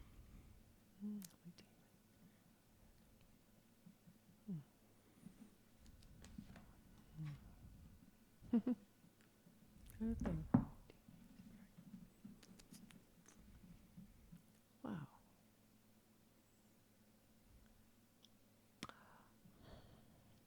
Well, because I'm so social, and I didn't do as many things socially as I had, I learned that I can be very happy not. That I could be fine. And I did more things outdoors. So because we could continue to play golf, we couldn't go into the clubhouse. But we rode our own carts. So it wasn't as social because you're not talking with somebody. But I could be very happy that way. I guess that was it. Would you play golf by yourself then? Well, you had your own cart. Okay. You didn't ride with other people. Okay. Yeah, no, we didn't. We'd all have our own carts. I kind of enjoyed it better. I played better golf than when you're in the middle of a conversation. You have to get out and hit your ball, you know. Yeah. You concentrate more. So, yeah, maybe that's it. Yeah. Yeah. Is that self-reliance, do you think? Or what is that exactly? I don't know. No, I think it's adjusting. All right, so I can't do this, so how can I make this day pleasant, or what can I do to be happy? And, of course, I just lost Larry, too. So then I was missing lots of social stuff. But just adjust. Yeah. Yeah. You're not happy now. What do we do? Yeah, right. Like you said earlier. Right, yeah, Right? yeah. Yesterday didn't turn out so good, so what do you need to change? And maybe that's it, Posh. You don't You don't wait to for other people to make you happy. I don't think we can. I think we need to make ourselves happy. Yeah. Awesome. So, yeah. Yeah. Yeah. That's it. And to finish up, you can ask a question to the next person. Oh, I know. What would I say? Anything. It can be lighthearted or it can be more Yeah. serious or anything random. Yeah. There's no structure to it. What's the most important thing you look for in a friend? Awesome. Alrighty. Thanks, Okay. everybody. Uh-huh.